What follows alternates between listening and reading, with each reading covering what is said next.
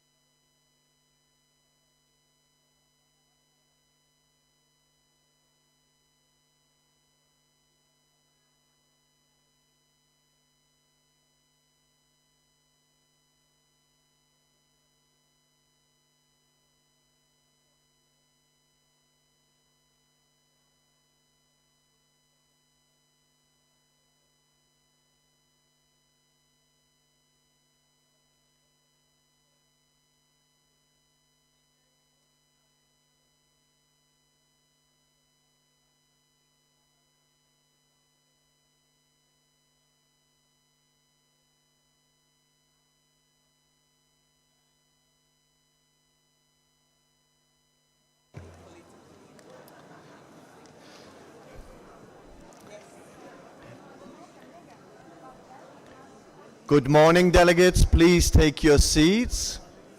We would like to start. So, if everybody goes to their seats,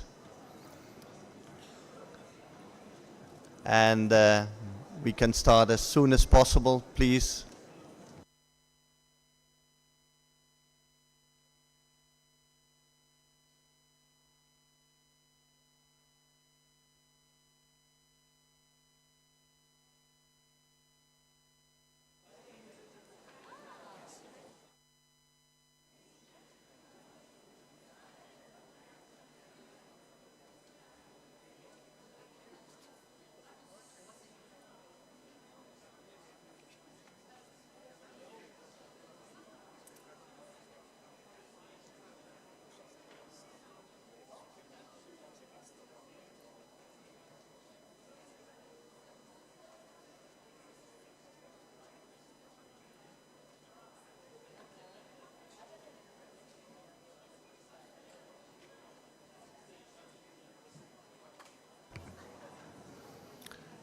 Good morning, everybody.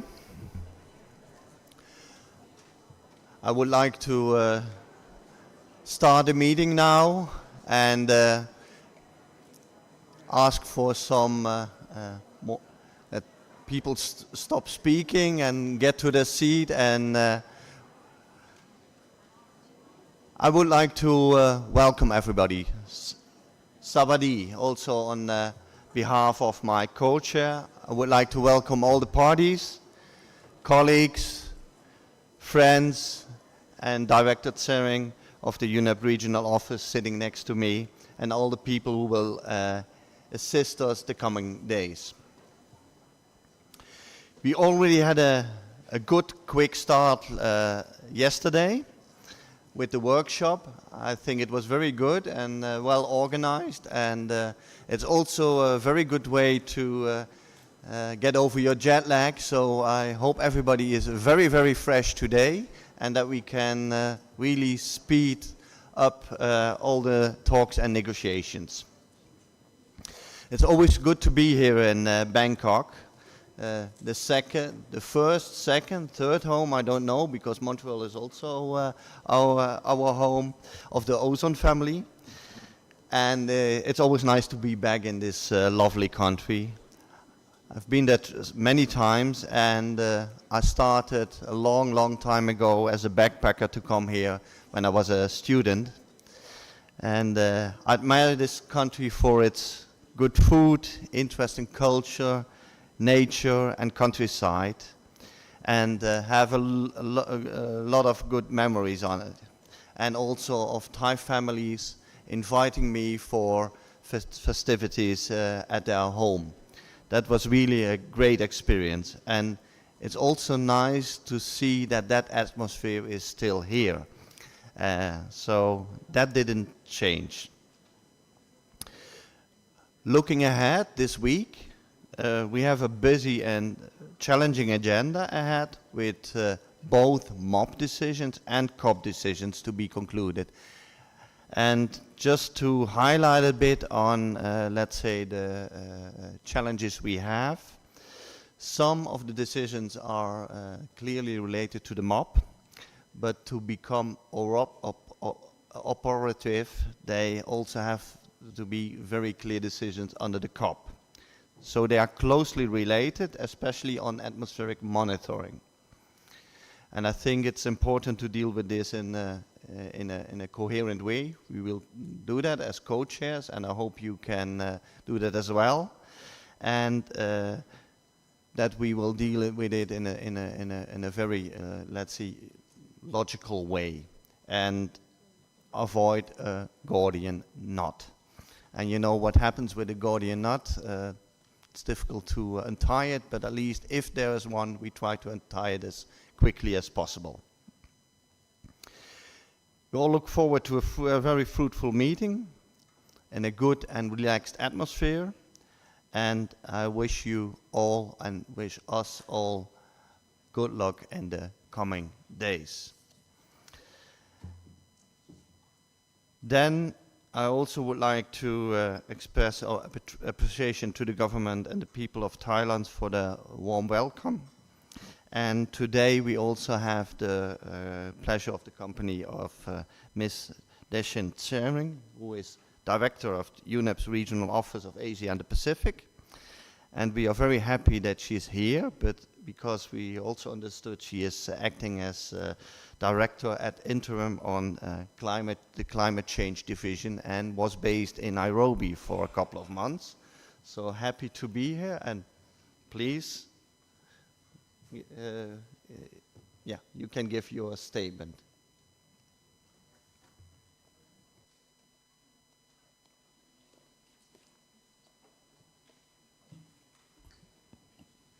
Distinguished co-chairs, Ms. Miruza Mohammed of the Maldives and Mr. Ralph Briscoe of the Netherlands, esteemed Executive Secretary of the Ozone Secretariat, Ms. Megumi Seki, esteemed delegates, ladies and gentlemen, good morning and a very warm welcome to Bangkok.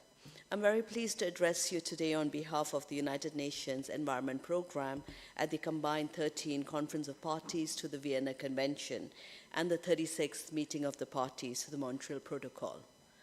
The Montreal Protocol is a symbol of unity.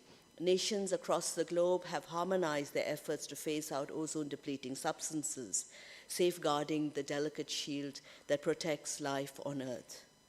The Montreal Protocol is more than just a guardian of the ozone layer.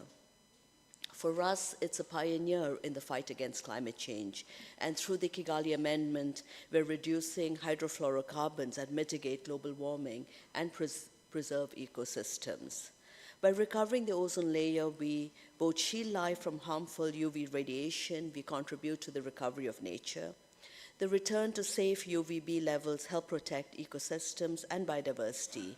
Furthermore, the reduction of UVB radiation leads to a decrease in ground-level ozone production. It improves air quality and benefits human health.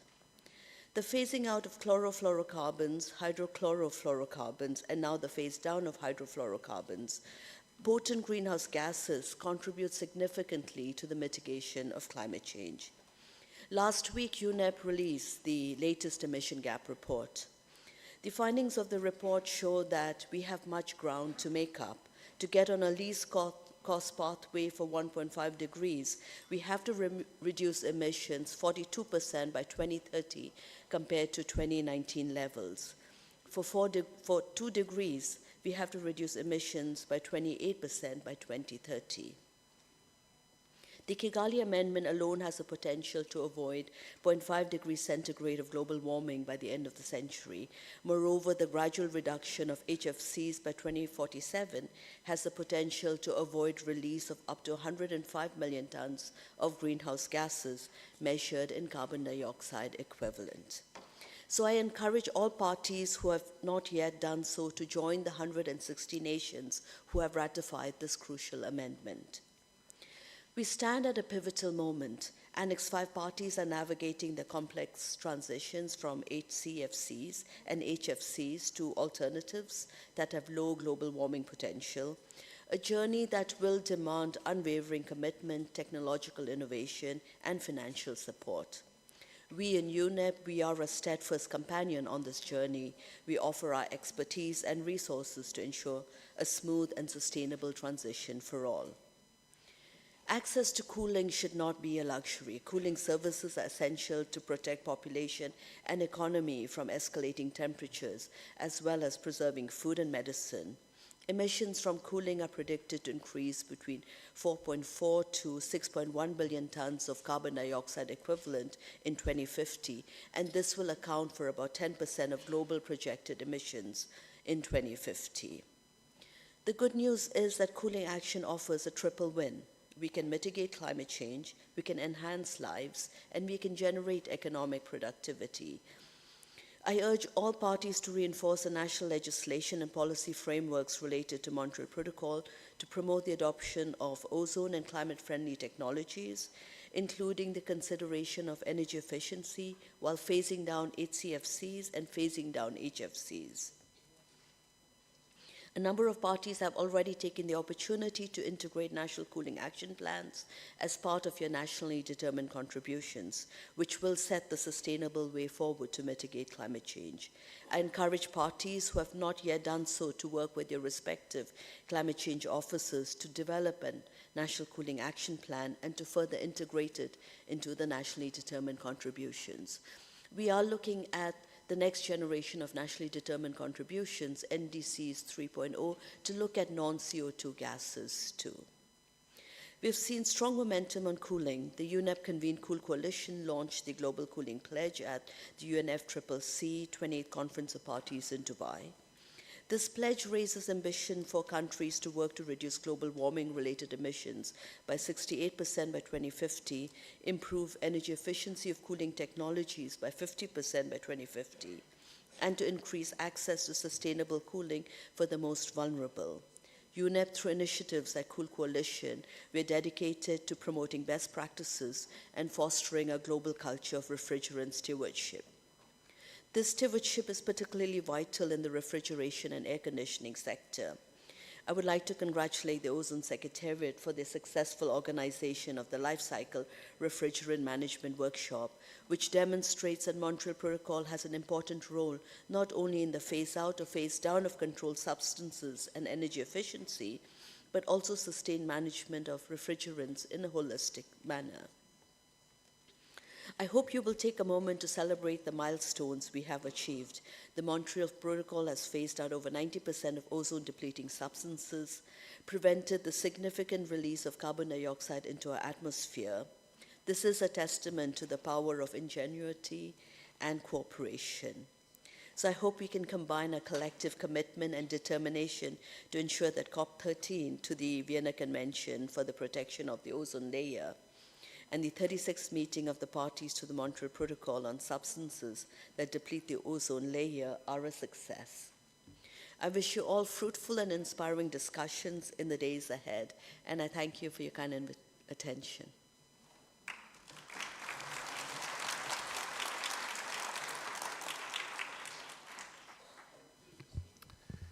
Thank you, Ms. Chering, for your warm welcome and nice words. And I now would like to invite Meg to give her statement for opening of the OEWG. Thank you very much, Ralph. Good morning, everyone. Distinguished co-chairs, Regional Director of UNEP's Asia and the Pacific Office, representatives of the parties to the Montreal Protocol, members of the assessment panels, representatives of the UN and other international organizations, colleagues from the Fund Secretariat and implementing agencies, representatives of non-governmental organizations and industry, ozone stakeholders, ladies and gentlemen. Welcome to Bangkok for the combined 13th meeting of the Conference of the Parties to the Vienna Convention and the 36th meeting of the parties to the Montreal Protocol. While our meeting is faced with a very packed agenda, your hard work during the OEWG held in Montreal in July, several draft decisions were forwarded for final discussions and possible adoption by this MOP. The ozone research managers also met in April this year and have provided their recommendations on issues related to research and monitoring for consideration by the COP. We also know that our 3 assessment panels and the advisory committee of the General Trust Fund of the Vienna Convention have been working hard in the run up to this meeting, and we will hear the presentations on their work. We also look forward to the presentation of the chair of the executive committee on the work carried out under the multilateral fund since the last MOP. This presentation is going to happen during the high-level segment. The 73rd meeting of the Implementation Committee and the joint meeting of the Vienna Convention and the Montreal Protocol Bureau also took place a couple of days ago in Bangkok.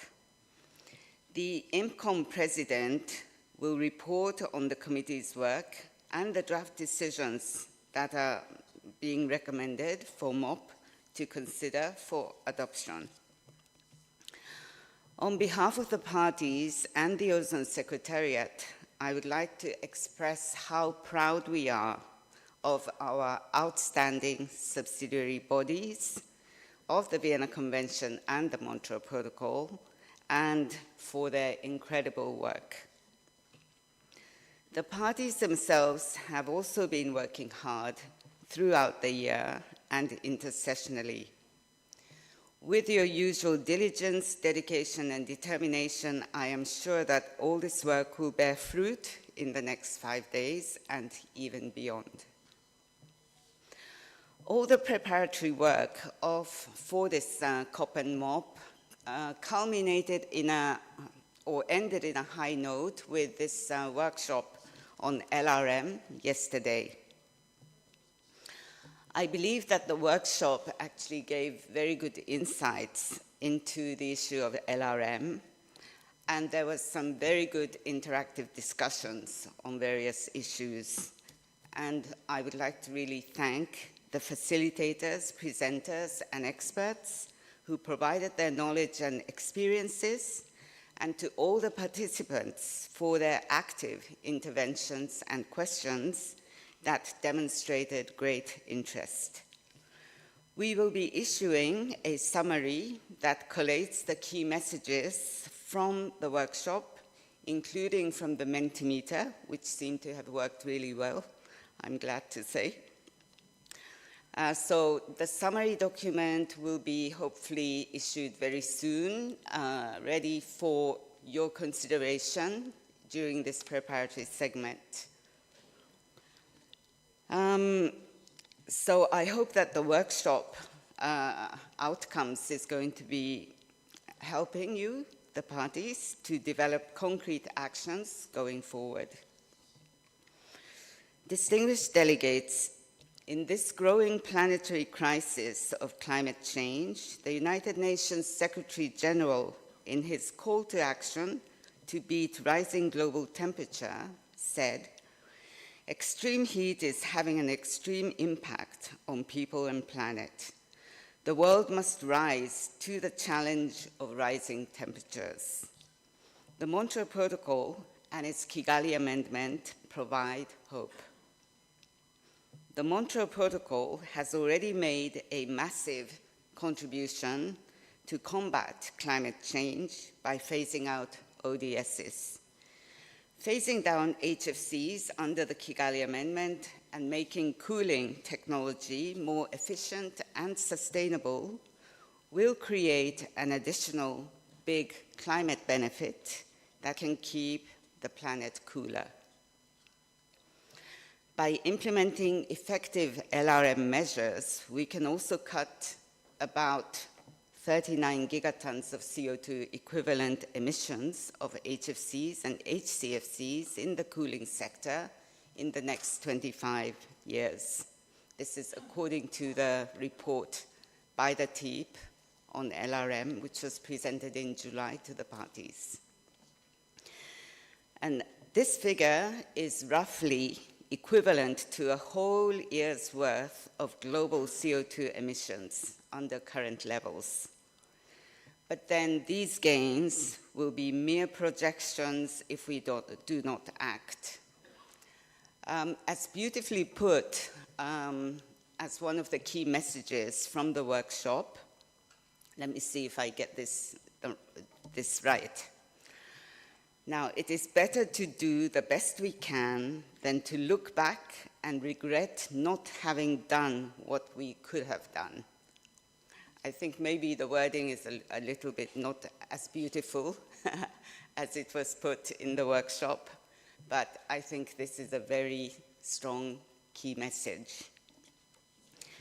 Distinguished delegates, soon we will be commemorating 3 back-to-back anniversaries, starting with the 40th anniversary of the Vienna Convention next year, followed by the 10th anniversary of the Kigali Amendment in 2026, and the 40th anniversary of the Montreal Protocol in 2027.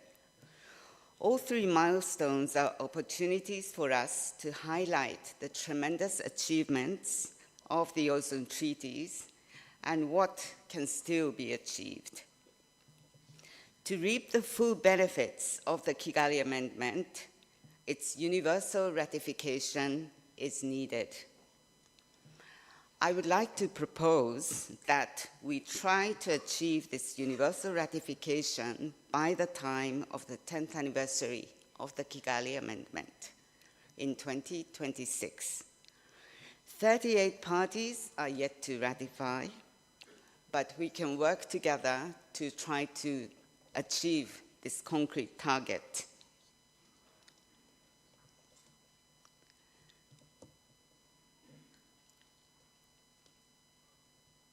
Yes, so this was a very important point that I wanted to make. So let us all work together and try to get the 38 countries to ratify the Kigali Amendment, and we are here to assist as much as possible to achieve this concrete target. So as a final point, I wanted to quickly mention that there will be a side event on the joint UNEP, CCAC, and FAO report on N2O.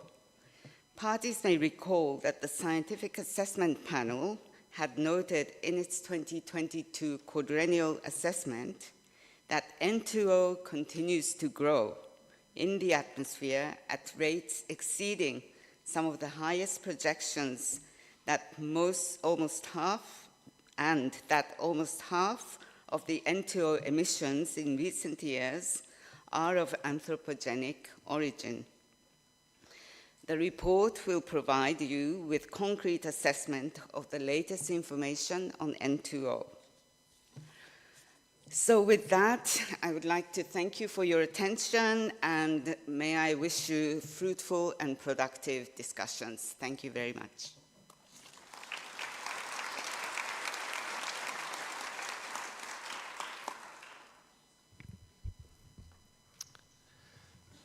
Thank you, Meg, for these kind words and also putting us into action for this meeting, and that we have some good decisions on Friday evening at the MOP COP. Um,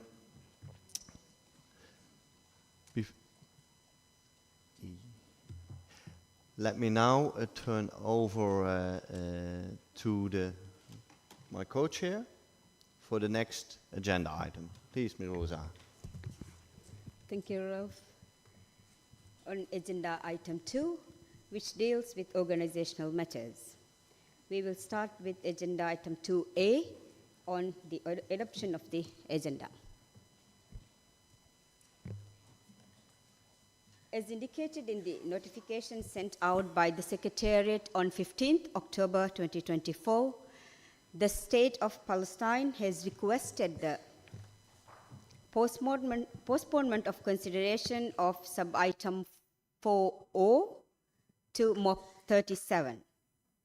As also indicated in that notification, my co-chair and I would suggest that we delete this item from the provisional agenda of this meeting and include it on the provisional agenda for the 47th meeting of the OEWG. I hope that this proposal is acceptable to the parties.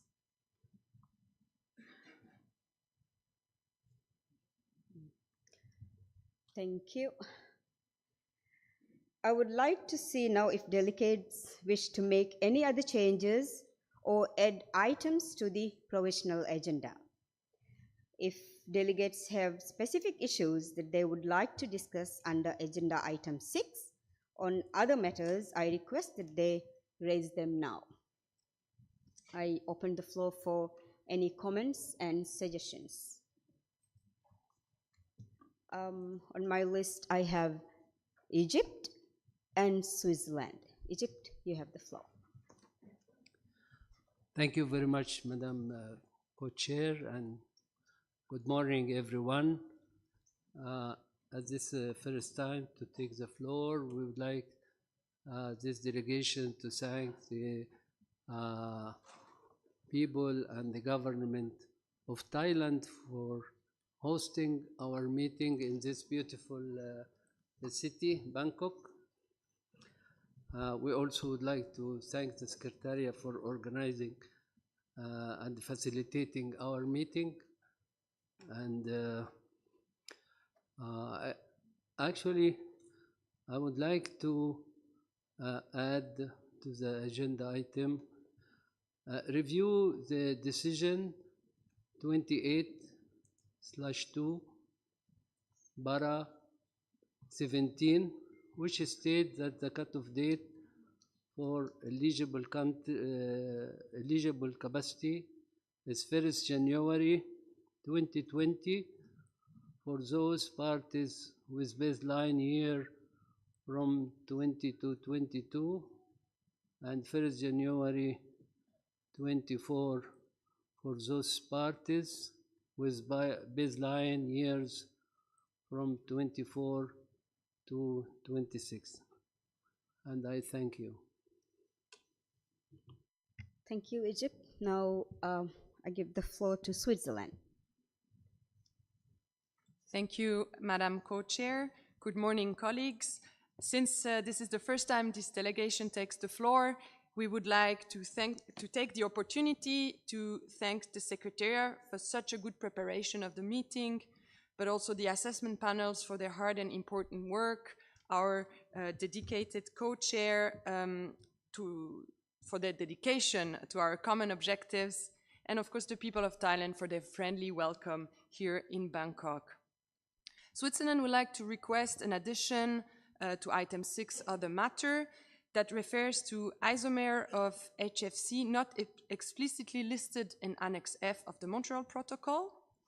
This issue has been brought to the attention of the parties by the Secretariat's information document INF6, which was posted about 10 days ago and which is based on very recent information that was made available to the Secretariat. Since not all parties may have had the opportunity to look at this information document, we would like to briefly summarize now the essential points from the document, and I will be very brief I promise. So an isomer of HFC 245, which is not explicitly listed in Annex F, but still falls under the definition of controlled substances under the Montreal Protocol, has recently become commercially relevant. However, no GWP value has been agreed for the sake of reporting under the Montreal Protocol, and current references indicate a significant GWP value above 4,000. The Secretariat has included in the information document some possible ways forward and how parties could deal with this matter. We would like to thank the Secretariat for making this information available to the parties. We think this topic is of high relevance to the parties of the Montreal Protocol, and therefore we would welcome if time was made available within the agenda of this meeting to allow the Secretariat to give further explanation on this issue and give parties the opportunity to reflect on it and start the deliberation on it if they wish to do so. Thank you very much. Thank you. Are there any other items to add under other matters?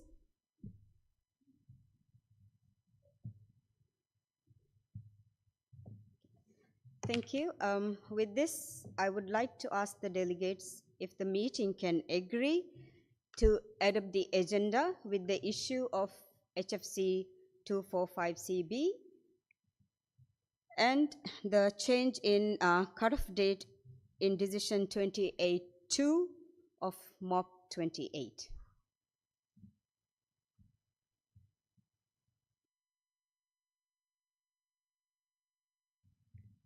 Okay, then the agenda is adopted. I now hand over the floor over to my co-chair. Thank you, Miruza. Here we go to agenda 2B, the organization of work, and I have a lot of things to say, so buckle up and I try to go through the whole organization as work as quickly as possible. On the screen you can see the proposed order of our work, and it generally follows the sequence of the items as presented in the agenda of the meeting. Except in a few instances where we are proposing a slight reordering of the sequence of items to ensure that we make best use of our time and to get contact groups as running as quickly as possible. We have done our best as co-chairs to estimate the time needed for the discussions of each of the agenda items, and we expect that we can go through the items that we already discussed at OEWG 46 quite quickly, because in Montreal we already agreed to continue consideration of these matters during this preparatory segment. Therefore, we already know that the contact group should be established to continue the discussion as agreed at OEWG 46. Right after we finish the organization of work, we will start with agenda item 3 on financial reports and budget of the trust fund for the convention of the protocol, and then move through the agenda items as seen above. So it will go from 4A, consideration of the membership, emissions of HFC 23, potential changes to data reporting for HFC 23, VSLS, and feedstock. You will see all the items put on the screen. We will break for lunch from 1 till 3. And in the afternoon, we would like to address agenda items C, as on life cycle refrigerant management, which includes also the outcomes of the workshop, and then continue till item 4L, nominations of CUN for methyl bromide. Tomorrow, we will start with the remaining items of the Montreal Protocol issues, beginning with agenda item 4K on the unwanted imports of energy inefficient equipment, and then go through item 4.0, or maybe on the 4A already, the report of the ORM, which is an item under the COP. We then break for lunch again from 1 till 3, and have content groups running. Also have content groups running in, let's say, the evening of Monday. And then we would like to go through the rest of the agenda tomorrow and go through all the other matters and hope to finish early afternoon. And we also go through the AOB items that were just added to the agenda.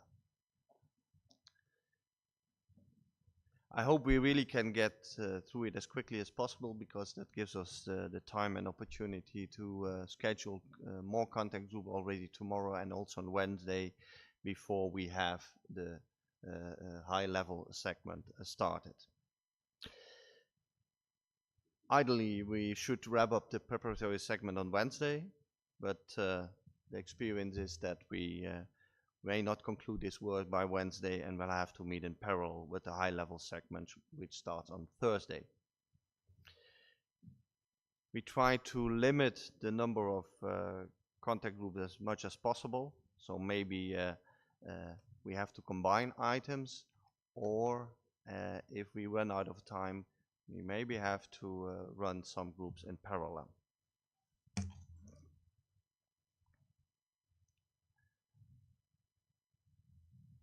So please be as efficient as possible, and also look for ways to get to agreement on several of those items, and that we have, let's say, everything agreed on Friday. This is how the organization of works looks.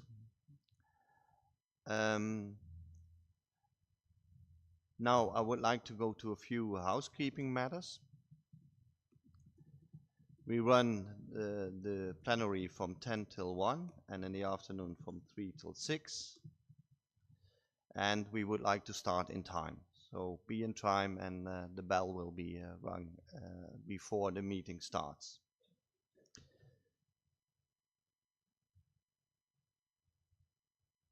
The meetings of the timing of the plenary meetings and groups will be announced in the screens around the venue and in the plenary hall, as well as in the meeting portal and then the mobile app.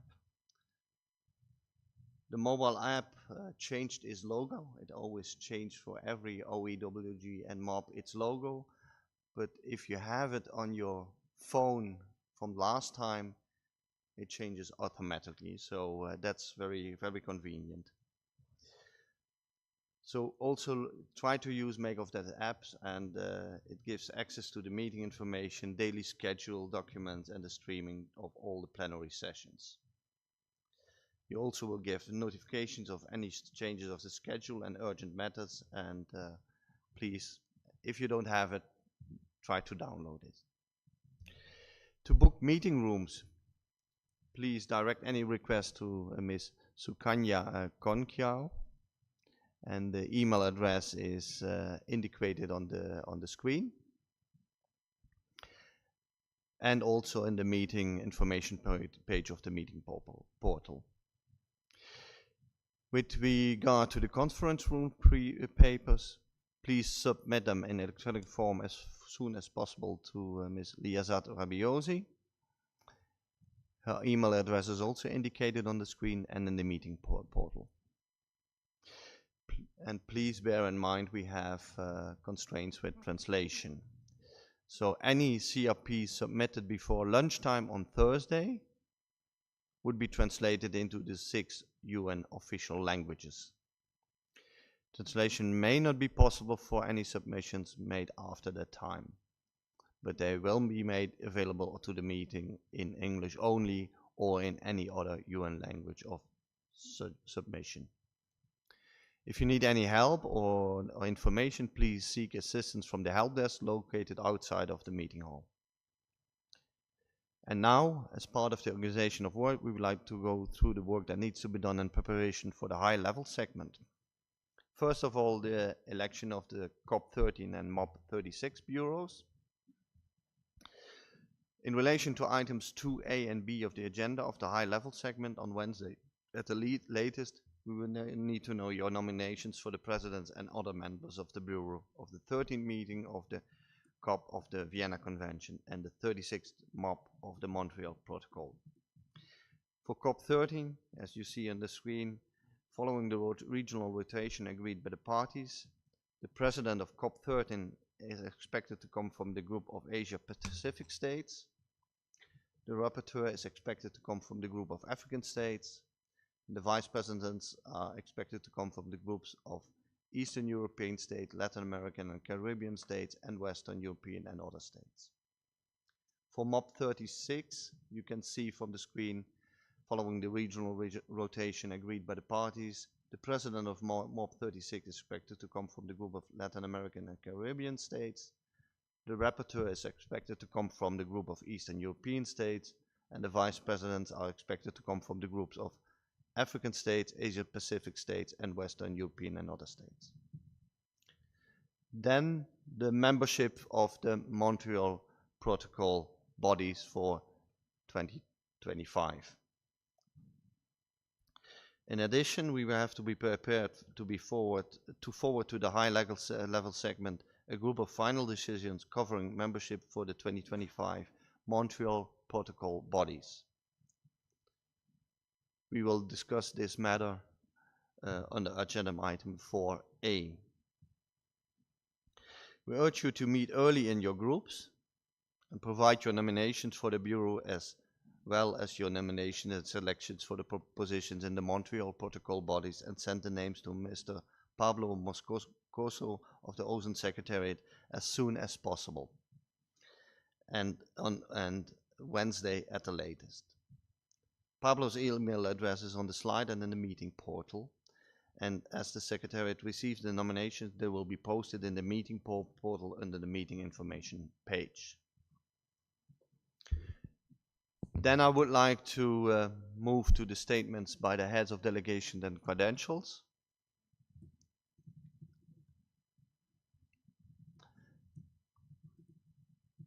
Item 5 of the provisional agenda for the high-level segment on statements by the head of delegation should start on Thursday afternoon. The time limit for each statement is 5 minutes maximum. If the head of your delegation wishes to speak, we would ask that you submit your request to the help desk located outside the plenary hall.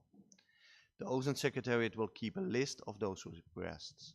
Submission of any written statements to the Secretary by Wednesday will also help facilitate good interpretation by the interpreters. For any submission to be made by email, please use the email address of Ms. Jacqueline Nyanyu as indicated on the screens and the meeting portal. Please also submit the credentials of your delegation at the help desk as soon as possible and by the end of the Thursday afternoon plenary session at the very latest. The credentials will be reviewed by the new bureaus of COP13 and MOP 36 on Friday morning. Before we move to agree on the organization of work, I was asked by the Secretary to announce there will be a reception on Thursday, and it will be in the reception hall on the ground floor. And the Secretariat is inviting all the participants. There will be reminders on this at a later stage. I would now like to make sure the organization of work we have laid out is acceptable to the meeting, and are there any questions or comments? I don't see any questions or comments, so the organization of work is agreed. Then I would like to hand over the floor to Mirosa. Thank you. Now we move to agenda item 3 on financial reports and budgets of the trust funds for the Vienna Convention and the Montreal Protocol. Parties will recall that we review and adopt decisions on the budget for the Vienna Convention every 3 years, while we review and adopt decisions on the budget of the Montreal Protocol each year. The financial reports of the trust funds for both are reviewed every year. In keeping with our practice, we would like to establish a budget committee to review the proposed budgets and the financial reports and prepare draft decisions for the consideration of the parties. The documents containing the information required for the discussion are indicated on the screen. These documents were posted in the meeting portal 3 months before this meeting for parties to review. We requested Sebastian from Germany to chair the budget committee, and he has very kindly agreed to do so. Interested parties, please join the committee. I would like to ask the committee to start its work with its first meeting at 1:45 p.m. today in the Asia Pacific foyer on the ground floor. We would like to allocate the same space for the committee to meet every day of the week as necessary. Thank you. Before we move to the next agenda item, I note that decisions under item 4F on enhancing the global and regional atmospheric monitoring of substances controlled by the Montreal Protocol, and item 5B on the status of the General Trust Fund for financing activities on research and systematic observations relevant to the Vienna Convention may have impacts on the budget discussions.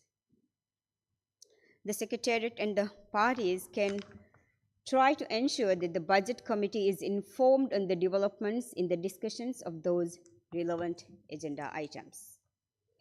With this, we move to agenda item 4A, consideration of the membership of Montreal Protocol bodies for 2025. MOP 36 needs to decide on the membership of the Implementation Committee and the co-chairs of the OEWG for 2025, and to endorse the selection of the new members of the Executive Committee of the Multilateral Fund. The screen also shows the positions that need to be decided on. And if you have not done the consultations in your groups, maybe it's too early, we urge you to initiate consultations in your groups and provide your nominations for the Montreal Protocol bodies and send the names to Mr. Pablo of the Ozone Secretariat as soon as possible and on Wednesday at the latest. His email address is also indicated on the screen.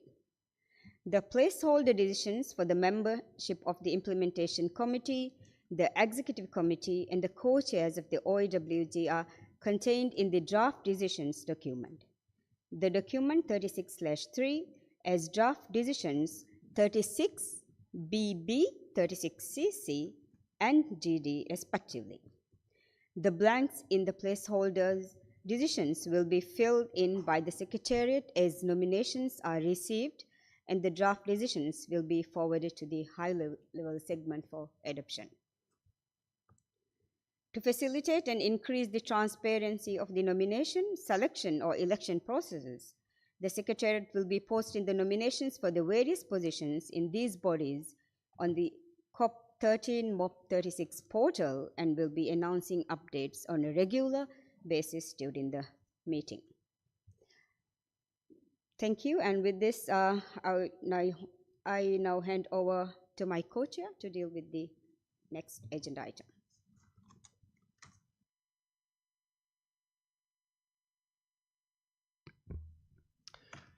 Thank you, and I also already would like to ask Sab and Teep to come here for the presentations they will give.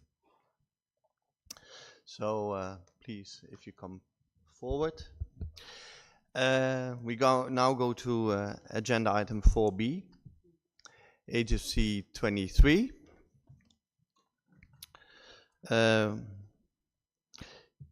We will first consider sub-item 4B 1 on the reports of the SAP and the TEEP on HFC 23 emissions. In decision 35/7 on emissions of HFC 23, SAP and TEEP requested to provide further information on this. Specifically, SAP was requested to provide an update on emissions and concentrations of HFC 23 to supplement the quadrennial report of 2022, and TEEP was requested to provide information regarding the quantity of HFC 23 being consumed by country, sector, and updated estimates of the amount of HFC 23 generated at the end of emissions from HCFC 22 production facilities. In the same decision, parties were available with available relevant scientific or technical information that might help inform the reports of the panels were invited to provide that information to the Secretariat by the 1st of March 2024. The Secretariat did not receive information from parties.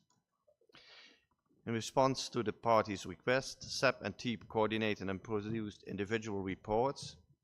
A summary of the reports can be found in the addendum to the Secretariat's note for this meeting, and the full reports are available on the meeting portal. And the exact references can be seen on the screen.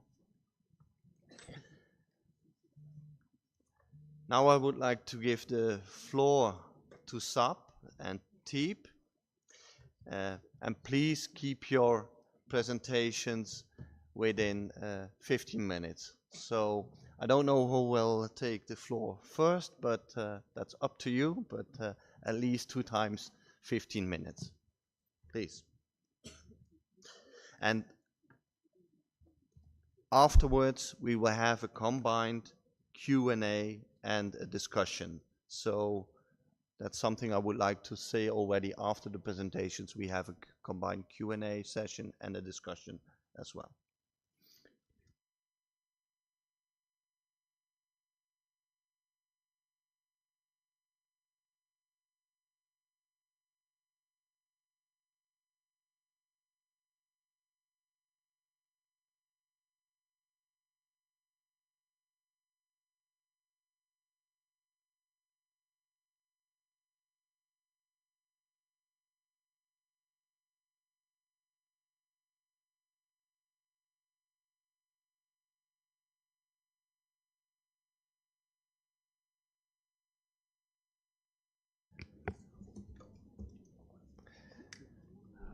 Welcome. Good morning. Thank you for the opportunity to discuss the report of the Scientific Assessment Panel in response to decision 35/7 on emissions of 23. I'm here to present on behalf of my co-author and other co-authors, the SAP co-chairs. And I would like to recognize the contributions and assistance of the TEEP, the Multilateral Fund and the Ozone Secretariat, and in particular, other important contributors such as the A-Gauge community of scientists. This report is mostly an update to what was provided in the previous ozone assessment. And so you will see an emphasis on the most recent years. First slide, getting right to it, talking about the atmospheric abundance in the remote atmosphere and how that's changed over time. You can see that the atmospheric abundance has increased throughout the entire record. From 2019 to 2022, the global mean abundance increased at a rate that was slightly over 1 part per trillion per year. This rate of increase in the recent years was about 6% slower than it had been in the previous 5 years, which were the years most recently assessed in the previous assessment. The abundance in 2022 was 35.9 parts per trillion, which accounts for about 6.9 milliwatts per meter squared of radiative forcing, or about 15% of total radiative forcing from all HFCs. Recall that HFC 23 has a lifetime of 228 years. That's over 4 times longer than CFC 11, with an implication being that in the absence of emission, the concentration of this chemical would decline at less than 0.5% per year in the atmosphere. An emission today will influence the abundance of this chemical in the atmosphere for hundreds of years. And the global warming potential is larger than either CFC-11 or CFC-12. Next, this slide focuses on HFC-23 global emissions as derived from atmospheric abundances. Overall, you can see since 1990, those emissions have approximately more than doubled. But in the most recent years, the emissions have declined from their peak in 2019 at 17.3 kilotons to 13.9 in 2022. This decrease in emission during those last years was observed despite an increase in total production and reported total production of HCFC-22 and generation of HFC-23 during those years. The decline in global emissions, while HCFC-22 production was increasing, may reflect improved mitigation of 23, as an increasing number of parties ratified the Kigali Amendment to the Montreal Protocol.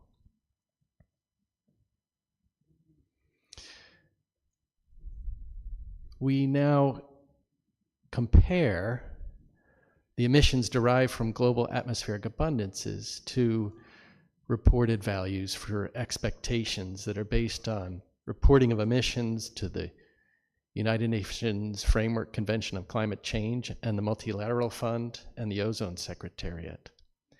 So this figure shows the atmospheric-derived emissions in blue compared to the reporting-based expectations in red. From 1995 to 2014, good consistency was observed between estimated and reported-based global emissions of 23.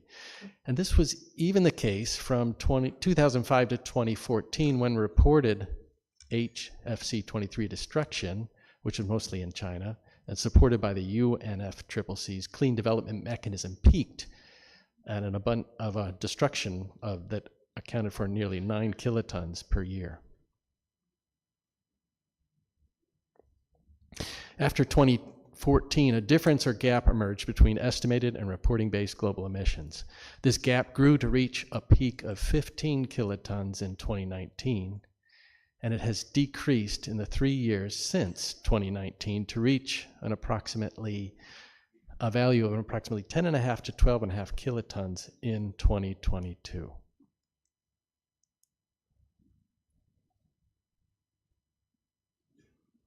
The Technology and Economic Assessment Panel has estimated 23 emissions from all known sources and reported abatements after 2020. You'll hear about that in the presentation subsequent to this one I'm giving. And the magnitude of all known industrial-based sources after 2020 appears to be in the range of approximately 1.5 to 3.5 kilotons per year, which is substantially smaller than the atmospherically derived mean emission of 15 kilotons per year during 2020 to 2022.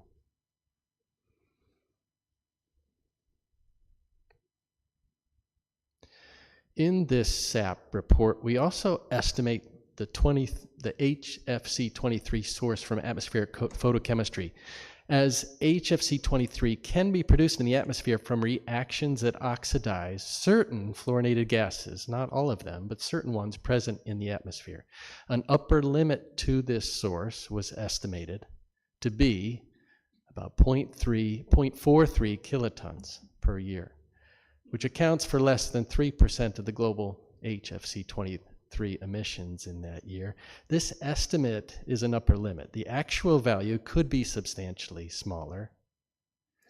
And this source was estimated using measured atmospheric abundances of the relevant fluorinated gases and available kinetic information.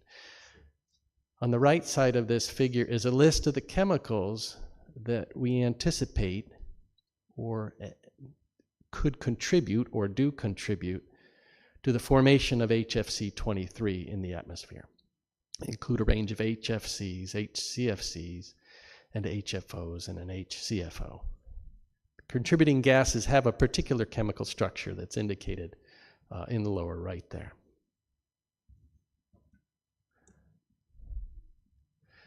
This figure shows now as a black line the difference between the globally derived emissions and the global expectations in emissions over time, or the gap, the emission gap, and how it's evolved over time. And you can see that that gap was fairly small between 2000 and 2015, but the gap increased substantially between 2015 and 2018.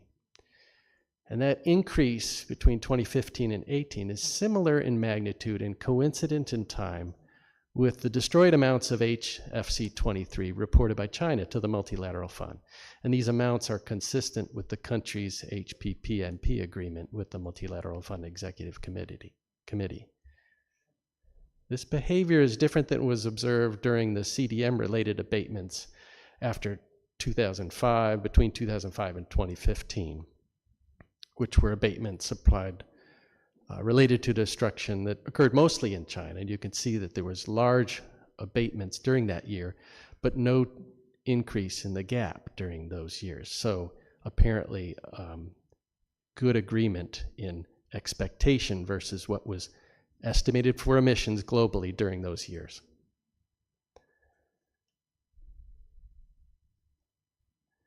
Now, the decrease in this gap after 2020 is concurrent with a declining ratio in global HFC 23 emissions relative to total HCFC 22 production. That emission of 23 relative to the production of 22 ratio. And you can see that substantial decline in that ratio overall, but in particular after 2020 in this figure highlighted by that black circle. And that large decrease in those last few years suggests an increase in the inferred overall abatement of HFC 23 emissions.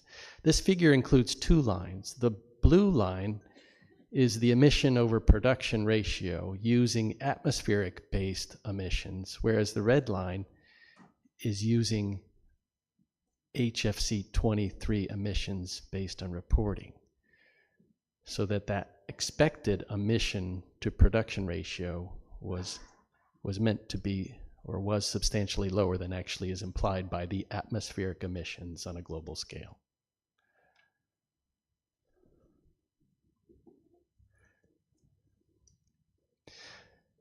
We have new information or additional information on emissions derived from the atmosphere on a regional basis. New atmospheric measurements have refined the quantification of 23 emissions in some geographic regions. The sum of available regional emission estimates is less than the global total derived from atmospheric abundances in the remote atmosphere, indicating that not all regional sources have been included to date in that atmospheric observational system. Indeed, all the atmospheric-based estimates are not available for all parties who are producing and reported production of HCFC 22 in recent years. Estimates are available in and around, based on atmospheric abundances measured at stations in and around China, from the United Kingdom, Western Japan, Korea, the Netherlands, and other portions of Europe. If we focus first on China, the figure here shows atmospheric-derived estimates of emission versus the reporting-based estimates of emission. The atmospheric-derived values are in blue, the reporting-based are in red. From 2015 to 2019, regional HFC 23 emission estimates were derived for eastern China from atmospheric abundances measured at the Gosan station. These emissions from eastern China increased during these years from 5.7 to 9.5 kilotons of HFC 23 per year, despite reporting provided to MLF showing that by 2018, more than 95% of the HFC 23 generated in China had been destroyed, stored, or used as feedstock. The derived geographical distribution of regional sources from the atmospheric measurements is broadly consistent with known locations of fluorochemical production facilities in China, including those producing HCFC 22.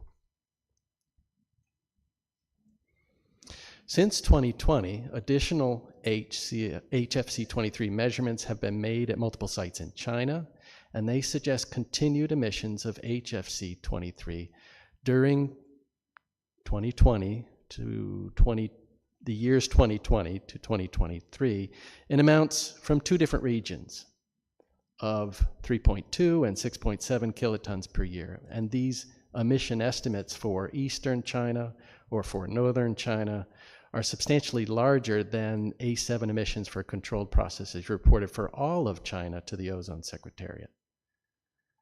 Based on these studies, unreported emissions from portions of China account for approximately 20 to 50% of the global emission gap during 2016 to 2022.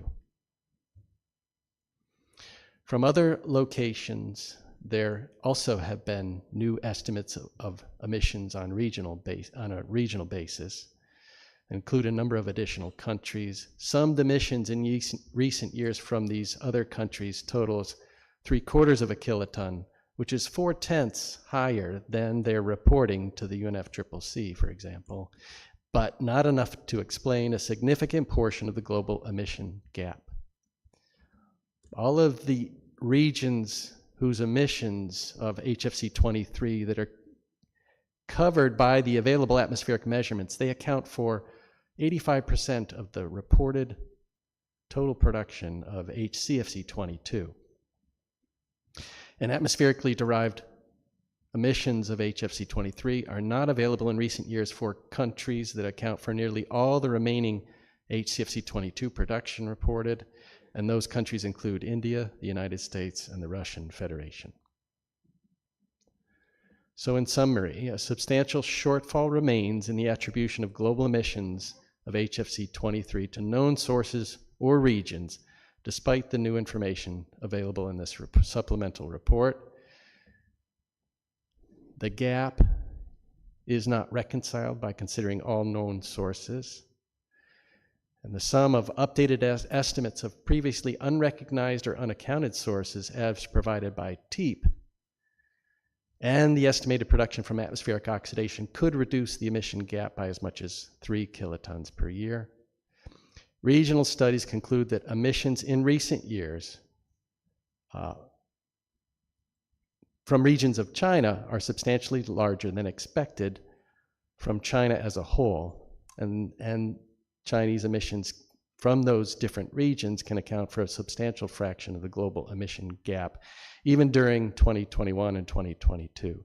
These emissions have not been reported or considered previously in a quantitative assessment of the global gap. In contrast, the total of regional emissions from 11 other countries in recent years are small relative to the gap.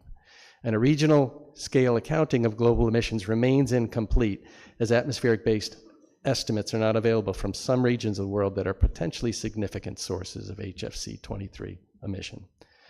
Thank you for your attention.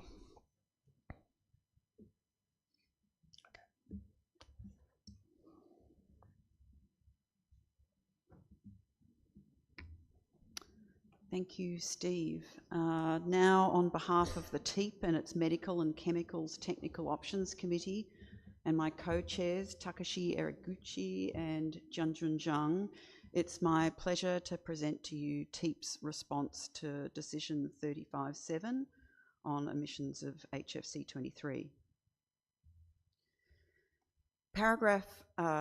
Here's the decision, and paragraph 2 of that decision requested TEEP to report to this meeting on the quantity of HFC-23 being consumed by country and by sector, and on updated estimates on the amounts of HFC-23 generated at and emissions from HCFC-22 production facilities. Paragraph 1 of the decision requested the Science Assessment Panel to report, as has just been presented. And paragraph 5 of the decision invited parties to provide information to the panels that may help inform the reports. No such information was provided. This TEEP report updates information in the 2022 MCTOC assessment report and the 2023 TEEP response to decision 34.7 strengthening institutional processes with respect to information on HFC 23 byproduct emissions. Firstly, how we went about preparing our report. The Medical and Chemicals Technical Options Committee led preparation of the report on behalf of the TEEP, and the MCTOC and SAP collaborated closely in preparation of their comprehensive reports and conclusions that support further consideration by parties. For paragraph 2A, MCTOC consulted TEEP experts to address HFC 23 consumption from other relevant sectors. And for paragraph 2B, MCTOC estimated or documented amounts of HFC 23 generated and emitted from HCFC 22 production facilities, including from Article 7 data reporting. For additional context, consistent with previous reports, updated information is provided on other HFC 23 emissions from consumptive and emissive uses of HFC 23, including as byproduct from the production of other Annex C Group 1 and Annex F substances. Some background first to the generation of HFC 23 byproduct. There are several chemical mechanisms that can generate HFC 23 as a byproduct in chemical production processes, including the over or under reaction of chemicals present in the reaction vessel en route to the intended product, the presence of impurities in the feedstocks that are being reacted, such as the chloroform impurity in dichloromethane feedstock that's used to produce HFC 32, and unintended side reactions where the feedstock follows a different reaction path to the one that is desired to make the product.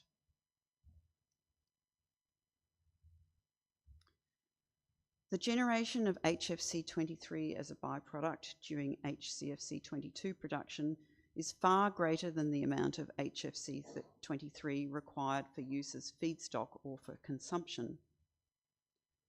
Parties to the Kigali Amendment, in which HCFC 22 is produced, are required to destroy HFC 23 to the extent practicable using a destruction technology, for example, incineration, approved by the Montreal Protocol. Operation and maintenance of incineration facilities to destroy HFC 23 byproduct is a cost to the companies responsible for its generation, particularly as HCFC 22 is a low profit margin product. In response to paragraph 2A of the decision regarding the quantity of HFC 23 being consumed by country and by sector, information on consumption is not always readily available to the level of detail requested in the decision, that is by country and by sector. HFC 23 consumption and feedstock use data are not available for all parties due to the timing of reporting obligations associated with ratification of the Kigali Amendment. Some data are available from other sources relating to the quantities used for each of the applications. HFC 23 is consumed as a feedstock and also in very small quantities in emissive uses for fire suppression, very low temperature refrigeration, and semiconductor and electronics manufacturing. Several parties that manufacture Annex C Group 1 and Annex F substances capture the HFC 23 that is generated for feedstock and or emissive uses, or divert it for destruction. Alternatively, parties produce HFC 23 separately for feedstock and or emissive uses.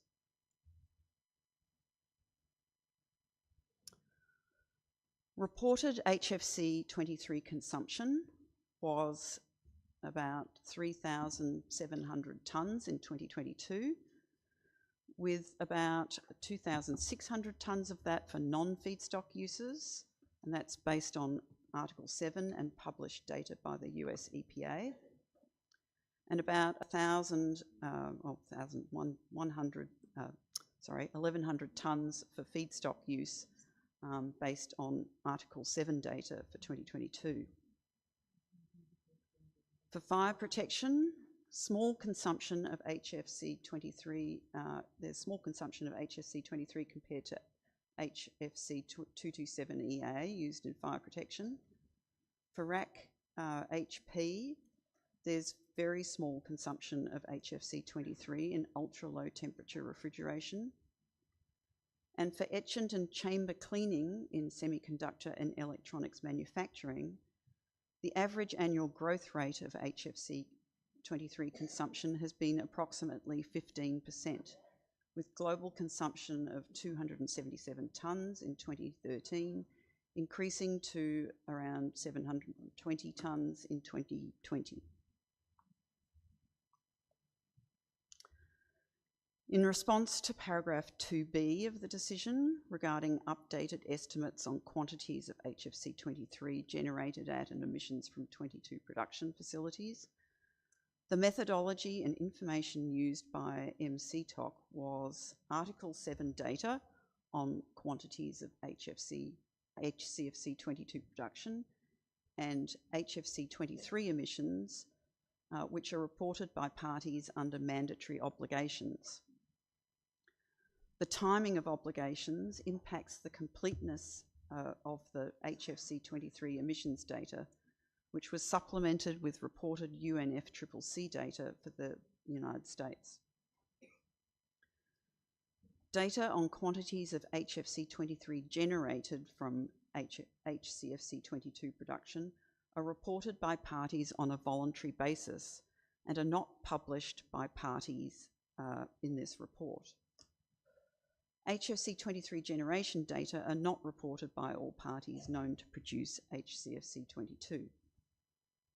So MCTOC applied estimated HFC 23 byproduct generation rates to the Article 7 data reported on HCFC 22 production quantities to estimate HFC 23 byproduct generation quantities. For 2022, total HCFC production reported under Article 7 was around 1,200,000 tonnes. Estimated HFC 23 byproduct generation from HCFC 22 production is in the range of about 18,000 to 36,000 tonnes, and this is consistent with the HFC 23 generation data reported by parties on a voluntary basis.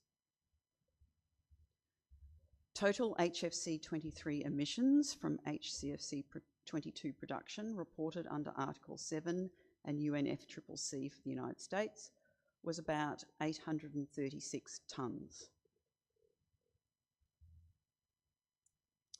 For additional context, updated TEEP estimates of global HFC 23 emissions from all known emissions sources are provided, including from facilities that manufacture Annex C Group 1 or Annex F substances and emissive uses, as previously presented in the September 2023 TEEP report in response to Decision 34.7. Current best estimates of HFC 23 emissions are based on known sources and updated available information, including in the report and from the September 2023 report. Some of these are broad estimates where further information to improve their accuracy is currently not available to the TEEP.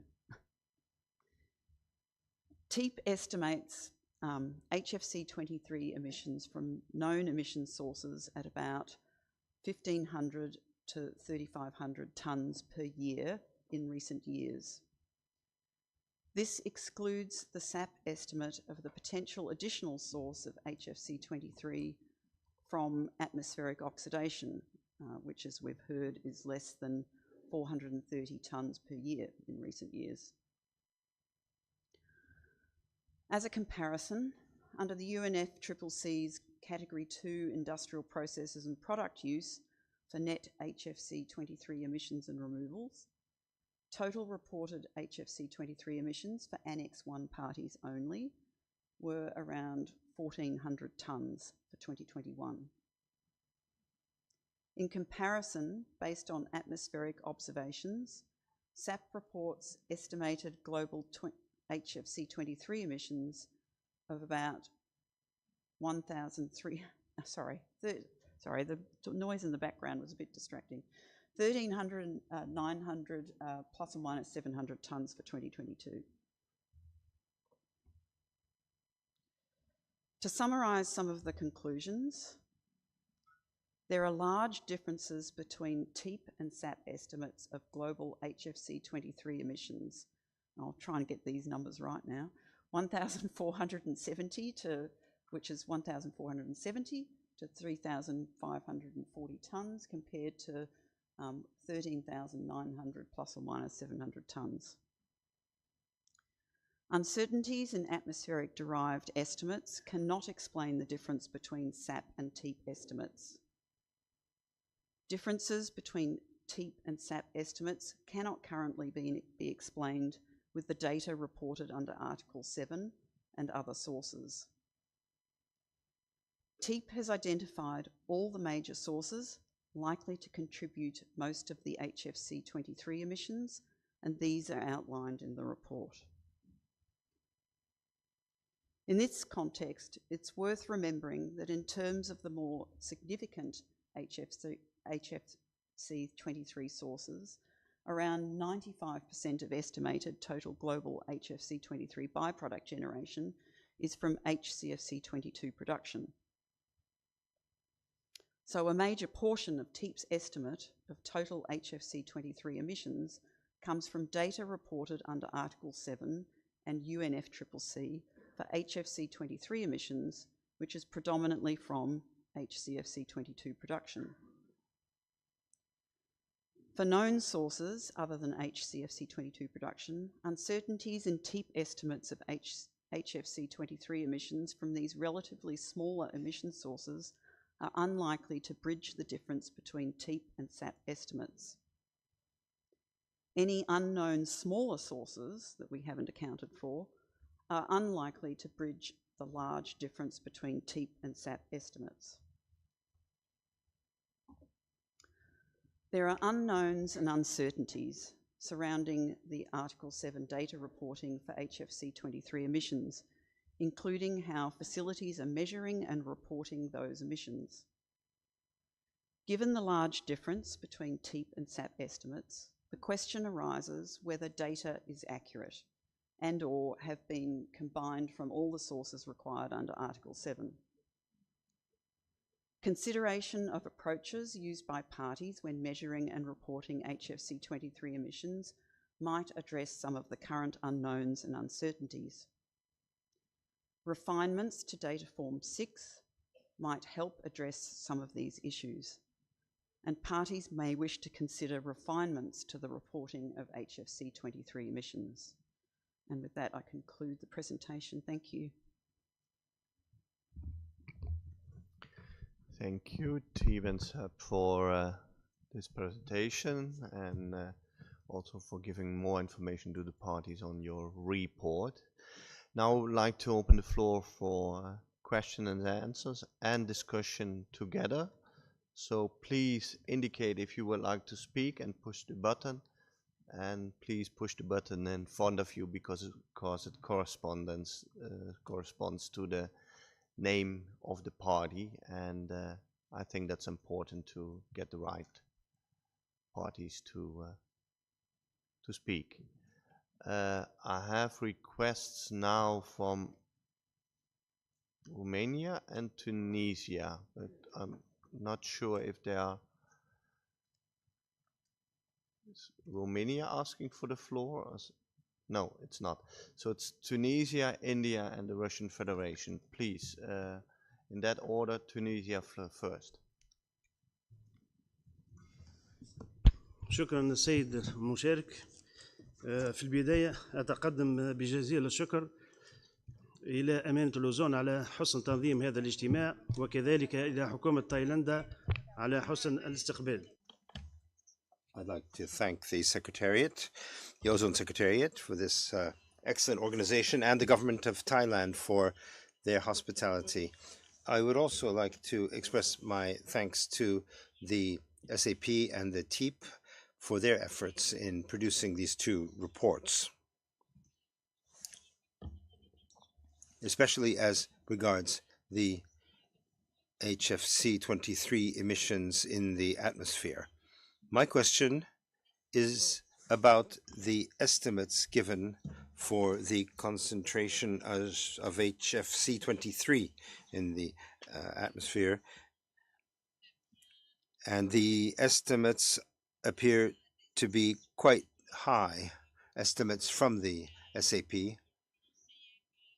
We know, in addition, that the concentration of this substance in the atmosphere has increased, whereas the emissions have declined. And I would like to have an explanation, if I could, on those 2 points. Thank you. Thank you. I collect some more questions and then give the floor to Seb and Teeb. Then I would like to go to India, Russian Federation, European Union, and Canada. And that's the first batch I would like to give to Teeb and Seb. So first, India. Thank you, Mr. Co-Chair.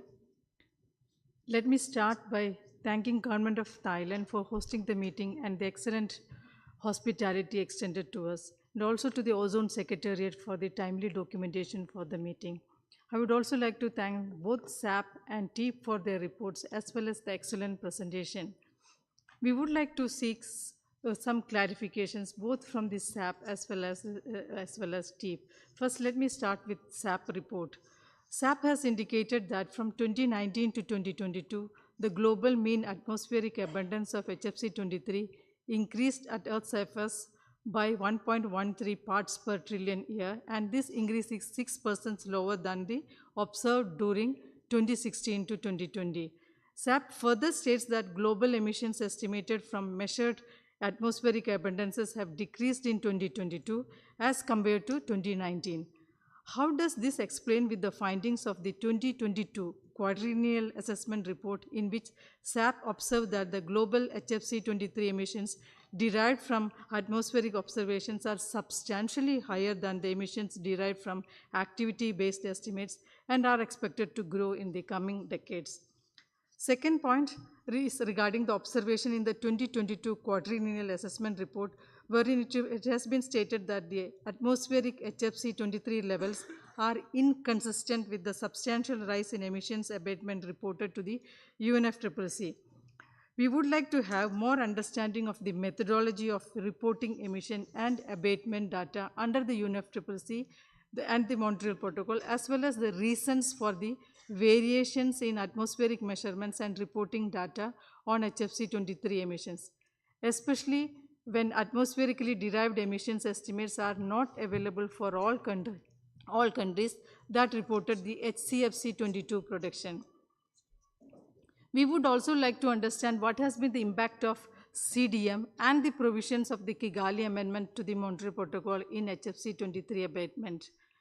Will it be possible to provide party-wise and region-wise information to better understand the inferences drawn by the SAP? SAP report also states that HFC-23 is produced in the atmosphere from reactions that oxidize fluorinated gases present in the atmosphere, which is around 3% of global HFC-23 emissions in 2022.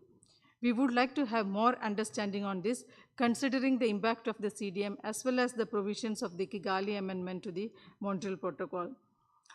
Also, there is a mention in the report about the unknown factors that might have been involved in the HFC-23 abatement. We would like to have more understanding of these factors also. Now, let me come to the TEEP report. In the case of TEEP report, it has been stated in the report that the generation of HFC-23 as a byproduct during the production of HCFC-22 is far greater than the amount of HFC-23 required for use as feedstock or for consumption, which is restricted as per the provisions of the Kigali Amendment. Details of HFC 23 relating to generation, consumption, and destruction are reported as a part of the Article 7 data by all the producing parties. Noting this, we would like the TEEP to clarify whether the byproduct generation of HFC 23 is beyond the 2 to 3%, including considering the other coordinated substances, and why the absence of information of consumption when all HCFC producing parties are obligated to report data under Article 7. My final point, we would like to have more understanding of the differences between SAP and TEEP estimates, which TEEP has indicated that currently cannot be explained. Thank you very much, Madam, Mr. Co-Chair. Thank you. And before I give the floor to the Russian Federation, I would like to remind everybody it's both Q&A and also in general statements of discussion, so you can do that together. So then I go to the Russian Federation. Please, you have the floor.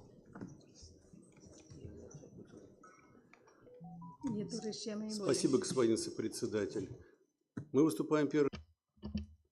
Мы бы хотели высказать признательность правительству Таиланда за гостеприимство и секретариату за организацию нашей сессии. У меня вопрос к части. Thanks also to the Secretariat. We'd like to give thanks to all for the organization of this session. On MC Talk, you said that you used a certain method for the calculation of emissions of HFC at 23. With the knowledge that you have production figures for HFC 22, I would like to know what is the coefficient that you used for your estimations. That is my first question. Second question.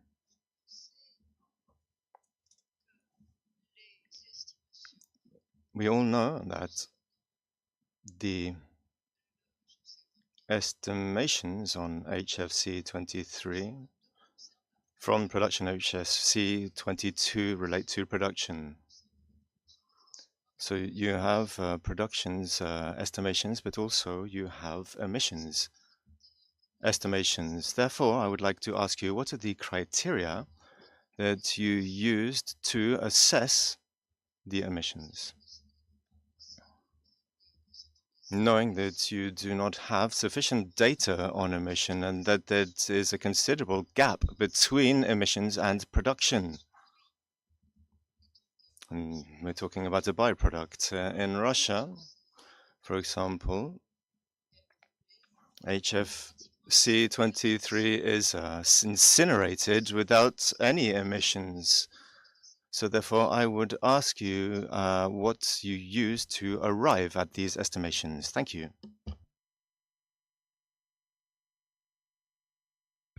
Thank you. Then I would like to give the floor to the European Union.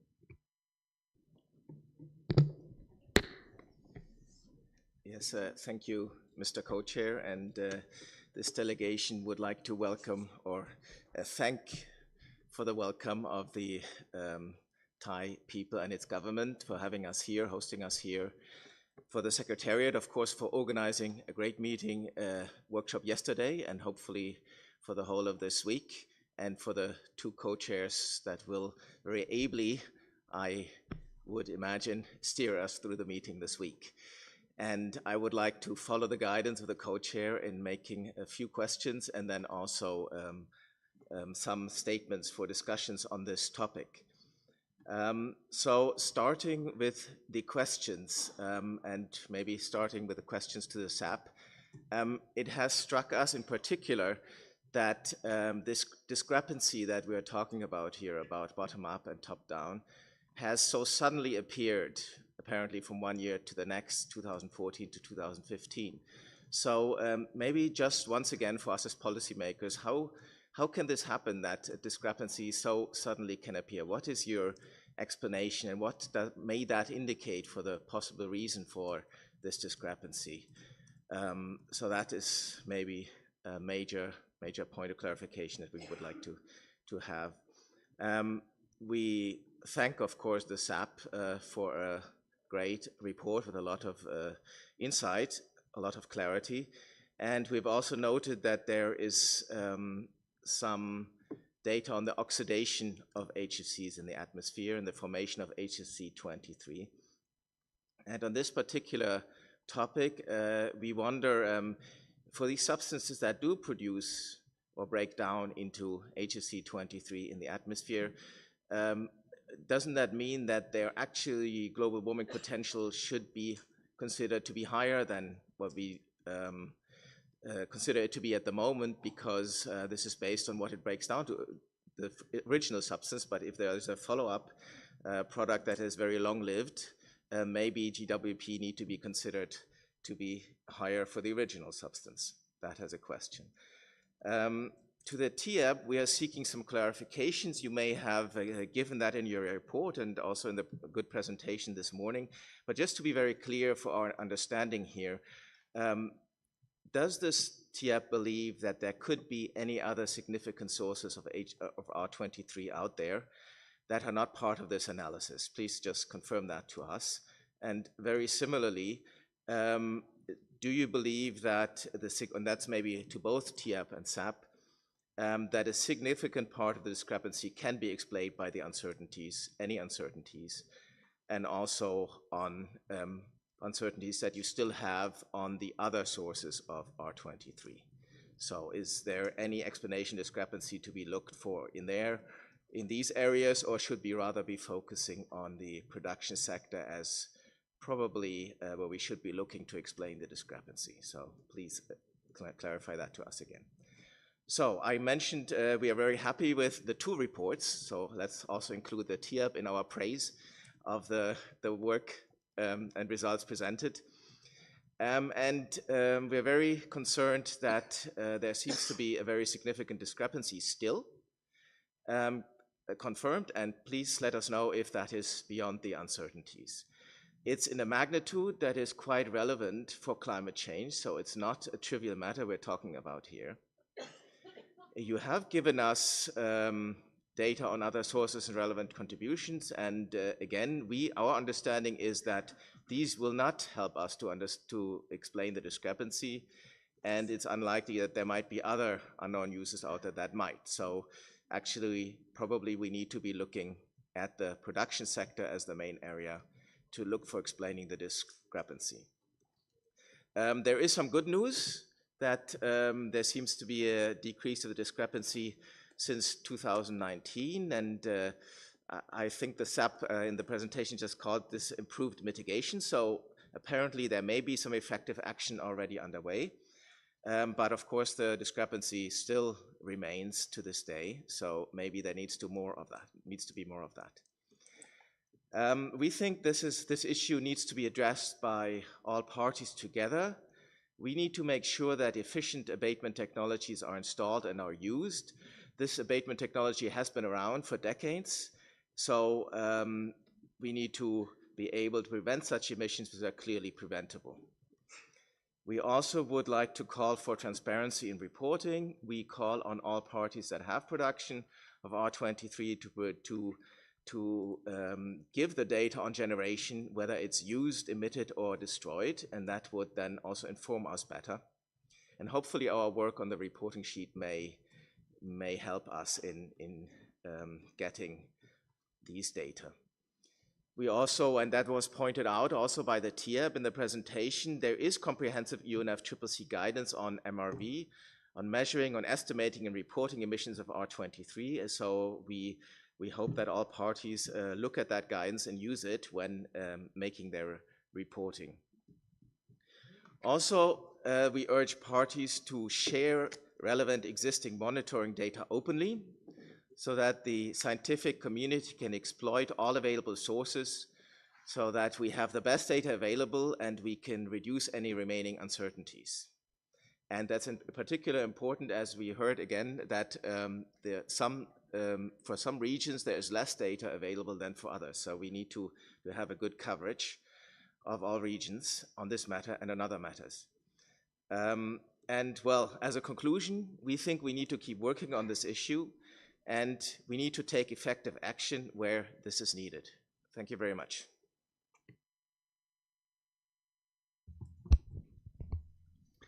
Thank you. I have two more speakers on my list. It's Canada and the US. And I would like to ask if there are other speakers. Yes, I see more coming. So then I have now on my list Canada, US, Australia, something reserved for parties, but I don't know who it is, China, UK and Bangladesh. I would like to give the floor now to Canada and then go to the second group of parties who would like to speak. But after Canada, I would like to ask Teep and Seb to respond. Please, Canada. Thank you, Mr. Co-Chair. And first of all, I'd like to express our gratitude to the government of Thailand for their warm welcome, I would say very warm welcome in Bangkok. And also thank the Ozone Secretariat for the organization of this meeting and the very interesting workshop that our delegation and others attended yesterday. Also like to thank very much the Scientific Assessment Panel and the Technology Economic Assessment Panels for their additional reports on this issue. I think now it's probably the third reports that we consider in a couple of years. And even though the SAP had been asked to provide an update, we see that they provided a lot of new substantial information that I think does bring our understanding of this issue a step significantly further. I'll just start with a few questions for both the SAP and the TEEP, and I'd have to say, Mr. Co-Chair, will probably leave it to your judgment, but we may go into contact groups, so perhaps some of the details of these questions, they could wait until later. SAP and TEEP can feel free to answer what they can now, but if they require more time, for us, that's okay. So for the SAP, noting that scientific atmospheric studies have linked 20 to 50% of unexplained HFC 23 emissions to Eastern China. Could they explain a little bit more sort of, the reasons for this relatively wide gap, from 20 to 50%? And are there possibilities of trying to narrow that gap in the future? Do we have enough atmospheric monitoring capacity to be able to pin down a little bit more? Because that does seem to be quite a wide margin. And similarly, what would be needed in the future in terms of atmospheric measurements, additional research and analysis to be able to identify potentially other geographical sources, or basically to be able to identify where the remaining 50 to 80% of the emissions may be coming from. As well, we noted that there were 3 HCFC 22 producing parties where there was no atmospheric data. We're wondering if the SAP can provide us with a little bit of information on whether possibly some data may be forthcoming for some of these parties, or if there are perhaps other ways in which information could be collected over these parties and regions. With respect to the TEEP report, which we find very instructive as well, one part that confuses us a little bit is there's an overall estimate of consumption of HFC 23 of slightly over 2,600 tons. And then there are 3 uses that are identified. And we understand that these essentially should be the only 3 main uses of HFC 23. Fire suppression, outwell refrigeration, and etchant chamber cleaning.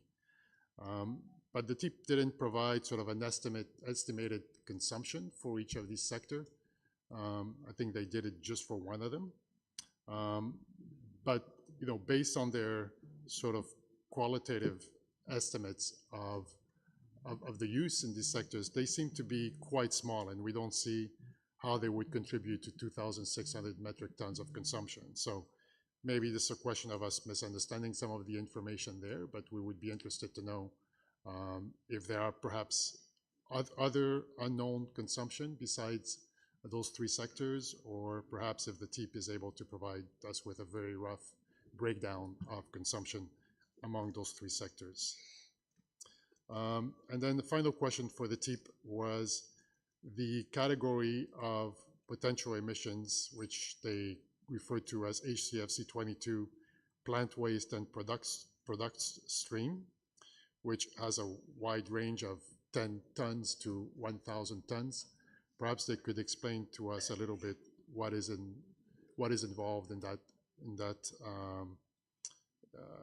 particular category, and you know why there is also such a wide range of potential emissions for this category. Canada, we remain concerned that there remains a significant emission gap between top-down and bottom-up measurements when it comes to HFC 23 emissions. We do note, that there has been a reduction of that gap over the 2019-2022 period, and that's good news. We don't know if this is going to be a long-term trend or if this is just a blip. But in any case, it's still a significant gap, which could continue in the future. So we do think it is a very serious issue that parties should continue to attempt to address. And we think that without additional information and data from parties, from industries, the TEEP and the SAP have probably taken this issue almost as far as they could go, at least in the near future. And I think at this meeting, we're interested in seeing what we can do as parties to provide more information and data to the TEEP and the SAP. And along the same lines of what has been suggested, for instance, by India and by the EU, having more information on the different approaches that parties may be using to determine their emissions, also to determine the generation rates that their facilities are using for HFC 23, and also the various approach to reporting of those facilities, and then how the government takes those reports and reports subsequently under Article 7 of the Montreal Protocol. We'll also be interested to know if there are verification mechanisms at facilities or that the government may use to check basically the emission data that is coming from these facilities. We have to remember that this is a compliance requirement. It's very different than a compliance requirement related to consumption and production that could be more easily verified, but nevertheless, it is a compliance issue. So we think that in areas where there are evident inconsistencies or large differences between emissions derived from reporting and emissions derived from atmospheric monitoring, that it would be incumbent on those parties to investigate what are the potential reasons for these discrepancies, and subsequently to inform the rest of the parties on any results of those investigations. So that's something that we would be interested also in discussing at this meeting. A final issue that we would like to raise, and we're conscious that this is perhaps overlapping with the next agenda item, but it relates very much to reporting of HFC 23 and having as much information and data as possible available to the parties and to our advisory bodies, is with respect to the reporting on HFC 23 under data form 6, which I think is very germane to our discussion here, because only the emission component of those forms are mandatory. And as we saw, the reporting on the amounts generated, stored, and destroyed on these forms is voluntary. And we're conscious actually that from what we saw from the report from the TEEP, it does seem that there are several parties that are actually reporting on this anyways, and that's great. But we're wondering whether that should be consistent among all parties.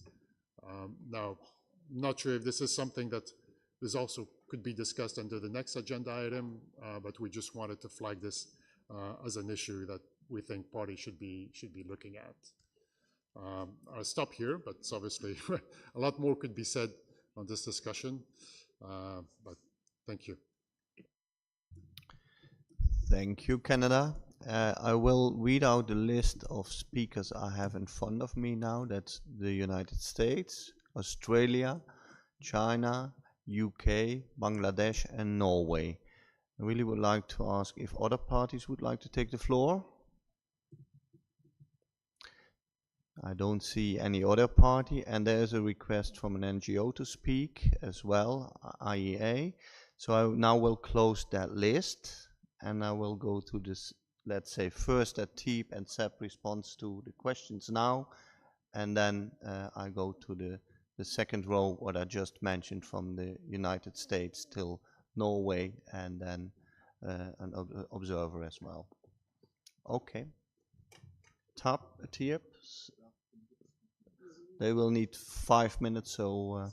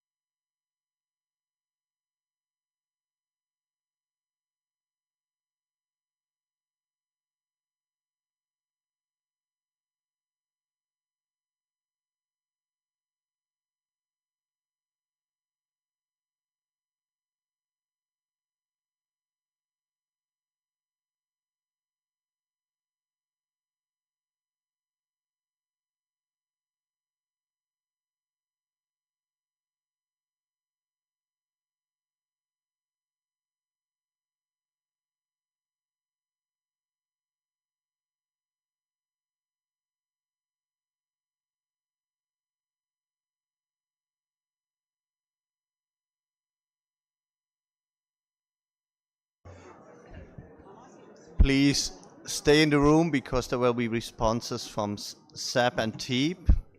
So there were a lot of questions, so they need a little bit of time. So, but please stay in the room.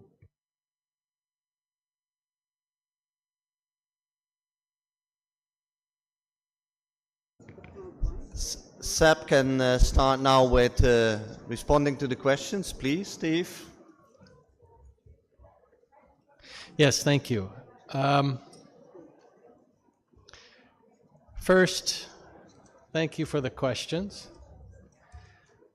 I would just start first by responding to Tunisia's question about the difference between atmospheric concentrations and emissions and how their trends can be opposing.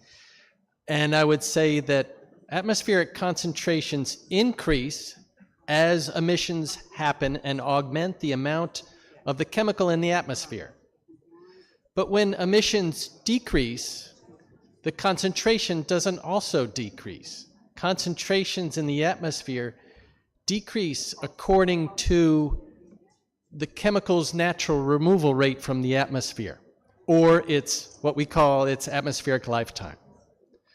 So because HFC 23 has a 200-year lifetime, an emission adds to its abundance, but its concentration will never decrease more than 0.5% per year. That would be if emissions were zero.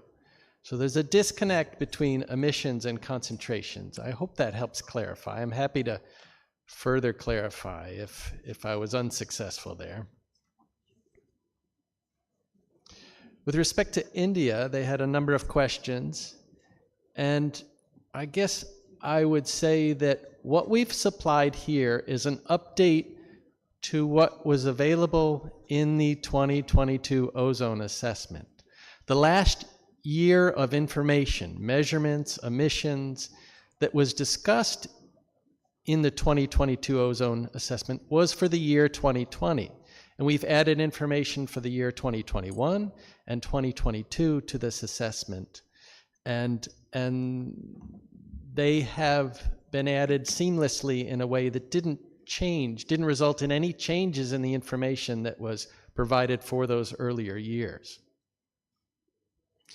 India asked about methodology, and I would say that methodologies for deriving global emissions have to do with measurements in the remote atmosphere and how a chemical's concentration changes over time, and information about its atmospheric lifetime.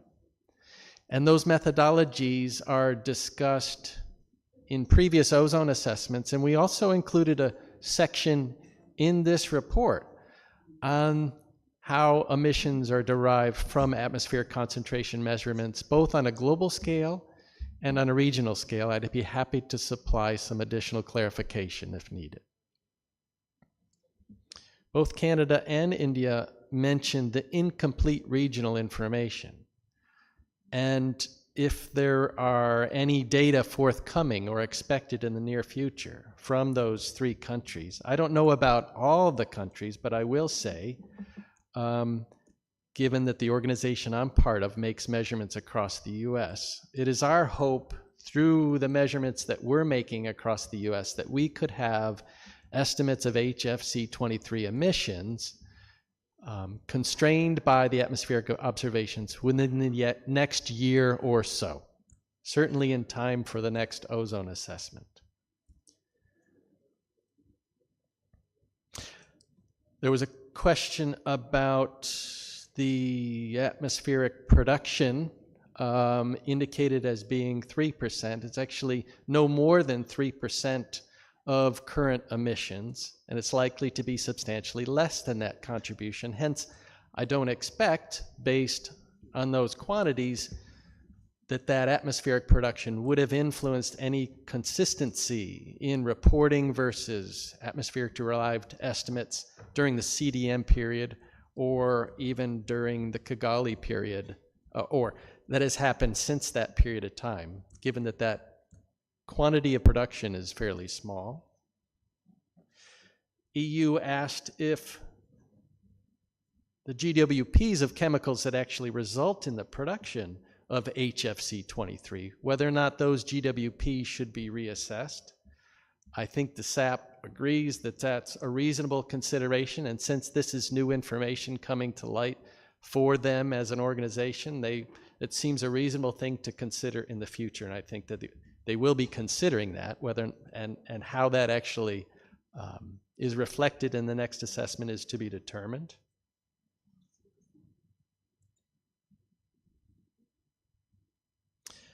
The EU also asked about the sudden appearance of the gap after 2015. And I'll say we have a figure in the assessment, and I showed one today, that showed that gap and its sudden appearance after 2015, and how it's coincident in time with some reporting based destruction.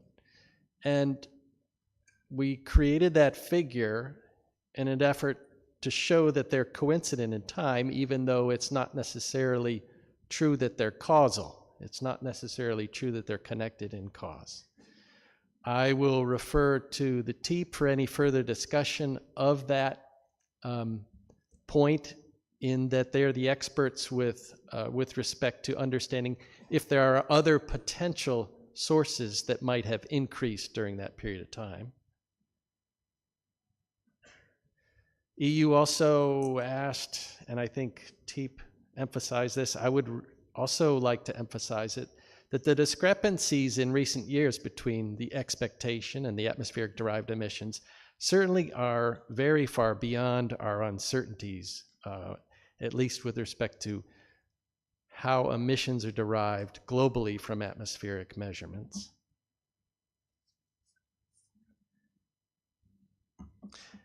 And with respect to the 20 to 50% difference, or 20 to 50% contribution from emissions from China since, in particular, 2020 that Canada brought up. The reasons for that wide range is that emissions from Canada have not been, emissions from Canada have not been, no, emissions from China have been constrained for different regions, for eastern China and for northern China. And those emissions, it's difficult to combine those emissions to understand what the total contribution of emissions throughout the country might be. And the 20 to 50% actually encompasses the emissions from the different regions. The emissions from northern China would account for 20% of the global total, and emissions from eastern China in that study corresponded to the 50%. Could this wide margin be decreased in the future? I would say yes. There is substantial, the wonderful thing about what's happened in China in recent years is that there's many additional measurements of fluorinated chemicals in that country. And I think a comprehensive analysis of all those measurements together would help us tremendously reduce that margin further.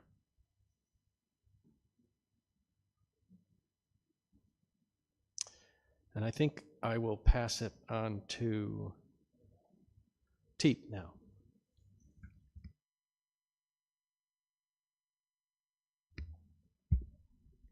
Thank you, Steve. I'll get to to some of the additional comments that we can make in response to some of the remarks from the SAP, but I'll take them in turn because that's probably going to be easier for me. Okay, from the delegate of India, we had the question regarding generation rates of HFC-23, and to clarify whether the generation rates are beyond, I think the numbers mentioned were 2 to 3%.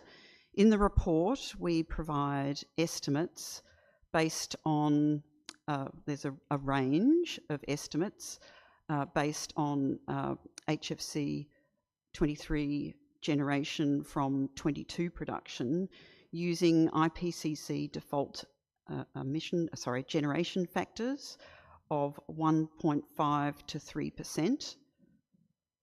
And we also include a kind of a generation rate that we calculated based on the generation data that is reported by parties for the years 2020 and 2021, and that generation rate was 2.4% based on the information that parties reported on generation and their HCFC 22 production.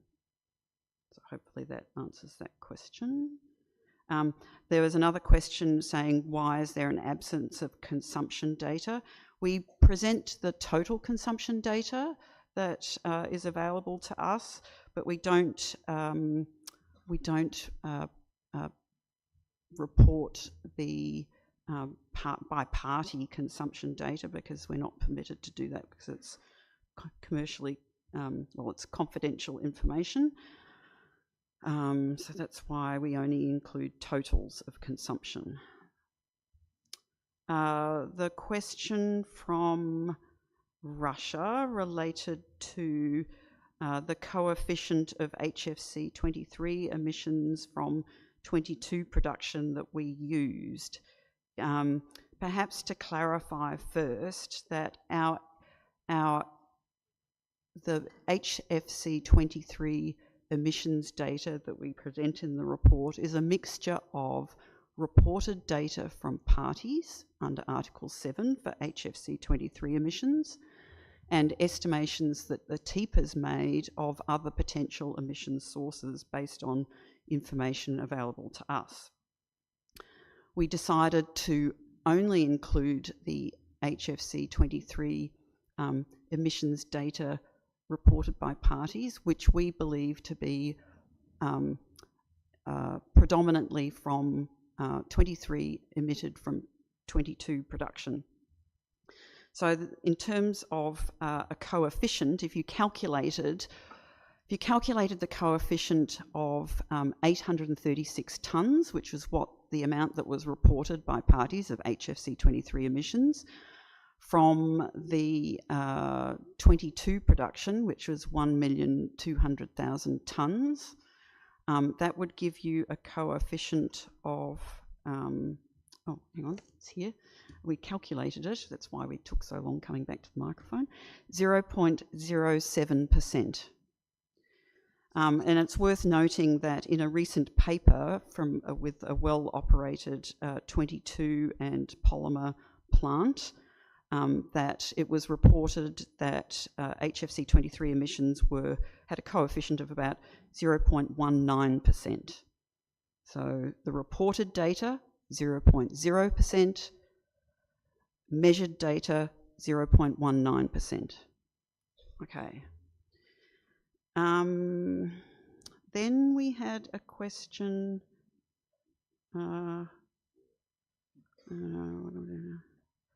Yes, I think I covered off on the why is there a gap between emissions, what we use to arrive at our estimations. As I said, we used a combination of reported data for emissions and our own estimates. And our own estimates relate to those smaller, relatively smaller sources. Having said that, you know, there's a large range for some of those sources as well that we provide in the report because of the lack of information available to us. Now I will get to the questions from the EU relating to the change from 2014 to 2015. There's no new source of production that would emit HFC 23 that we know of. And it's also worth noting that there was a recent paper that looked at fluorspar use, which is, and that, you know, based on that paper, there's no new uses that we're aware of. Right. The question, another question from the EU related to, could we clarify whether there are any other significant sources The easy answer, no. Not that we're aware of. Is there any discrepancy other than the production sector? As we outline in the report, there are kind of smaller categories of use compared with the 22 production. The 22 production is 95% of the HFC 23 generation. So that is, the 22 is the major source of HFC 23 generation. And then after that, of course, there's whether it's abated or not in terms of emissions. Wanting to understand uncertainties. All right, then we had I think I've covered off on all of those. Then we had questions from Canada asking about consumption, and that consumption is around 1,000 tonnes. I think the question was, there's a lack of information for the, the breakdown of what that would be for the sectors. We provide the breakdown because there is information publicly available on the electronics and semiconductor manufacturing, and that's 720 tonnes. So based on that, you could assume that the remainder, which is 280 tonnes, would be consumed in those other sectors, which was the fire suppression and very low temperature refrigeration. Then there was a question about the 22 plant waste, which has a range in the report that we provide in the report in terms of HFC 23 emissions of 10 to 1,000 tonnes of HFC 23 emissions coming from HFC 22 plant waste and product streams. And as we outline in the report, in addition to the main process vents, which is where you would be measuring kind of emissions of HFC 23 coming from, and then diverting it to incineration, things of that sort. In addition to those main process vents where abatement is typically employed, 23 is known to be able to leave an HCFC 22 production plant in various co-product and waste streams. And we outlined that in the 2023 report, and it's also included in Annex 1 to a certain extent of this report as well. The extent to which the HFC 23 content of these streams have been included in the reported 23 emissions from 22 production is uncertain to us. So there may be some parties that are reporting 23 emissions that include that in their reporting, but we don't know that. So we have to estimate a range there, and this uncertainty, along with the degree of HFC 23 emission mitigation employed on those streams, which is also an unknown to us, and also, it would vary depending on the plant, is reflected in that large range of estimated emissions that's from 10 to 1,000 tonnes. And I think that covers off. Thank you. Thank you for the answers. And then I would like to go for the next round, and I have the USA on my list, please.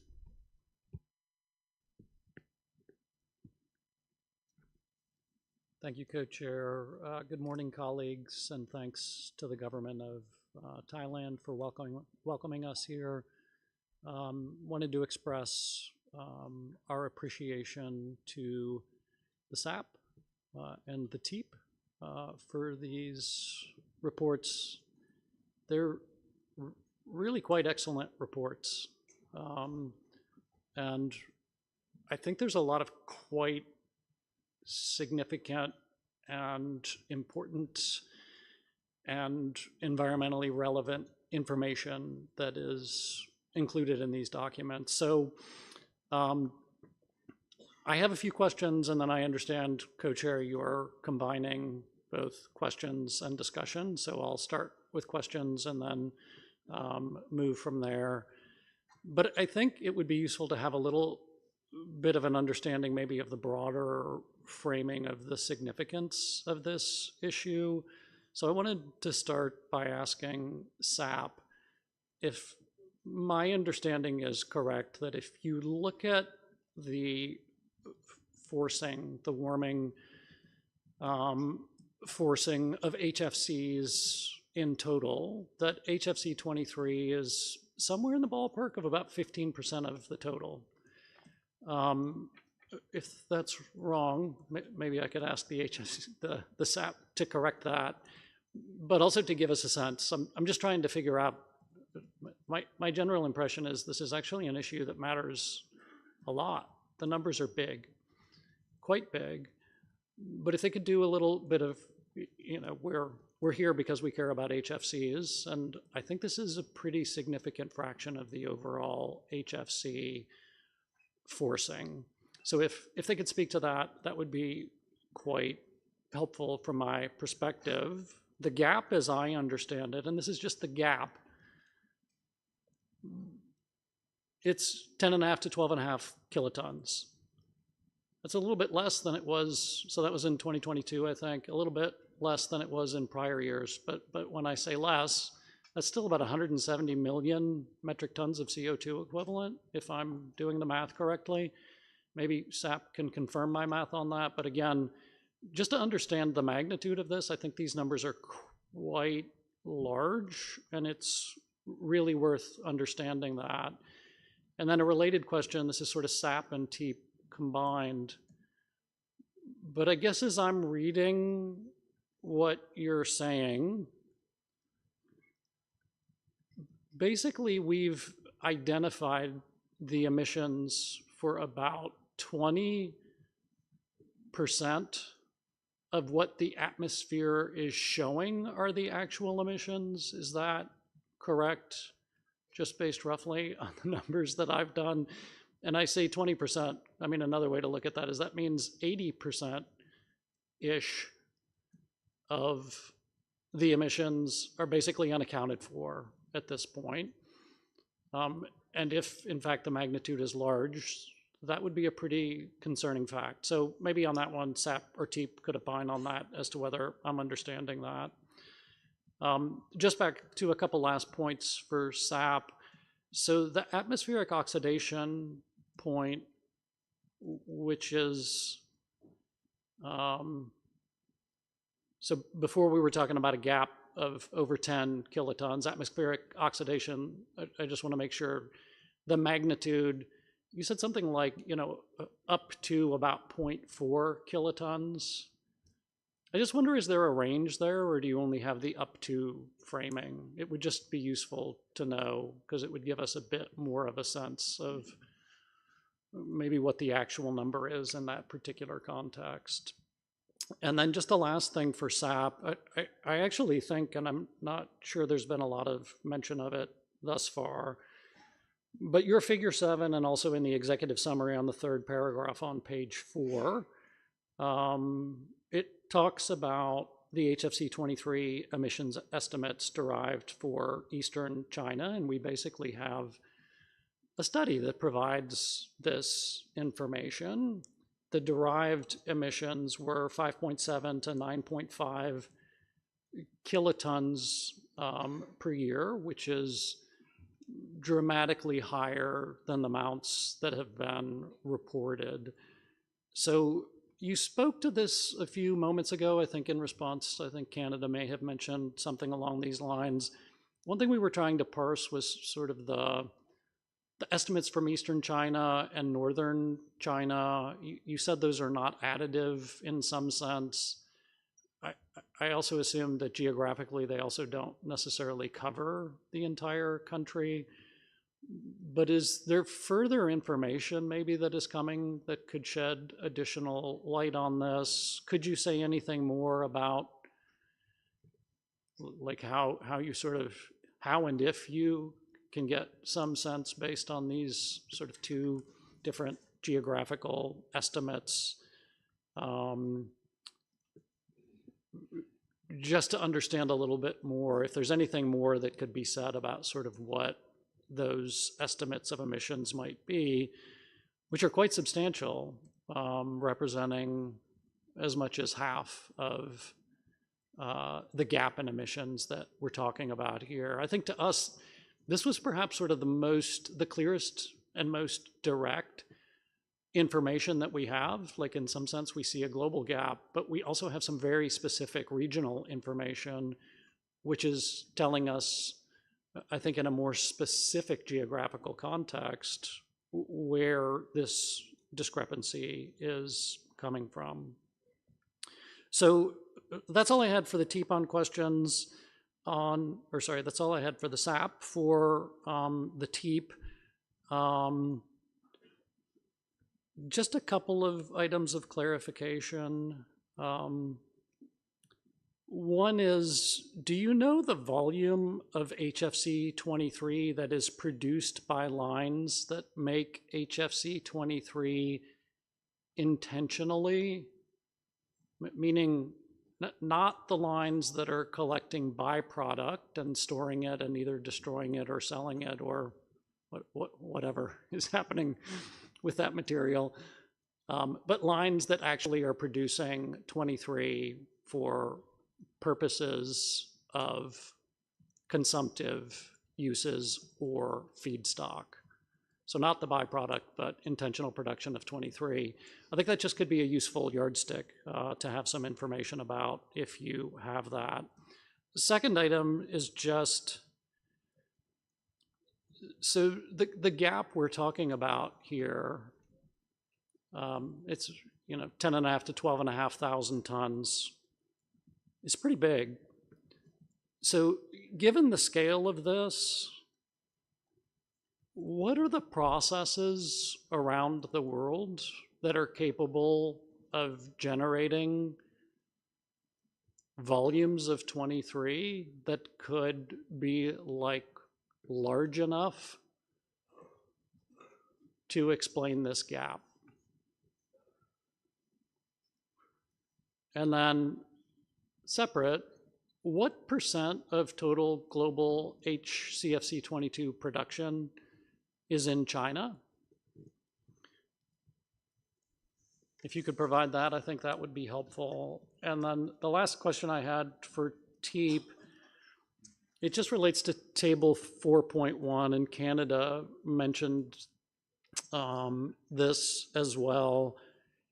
I mean, listen, a lot of the conclusions we draw from table 4.1 is, listen, there's a number of small consumptive uses and emissions.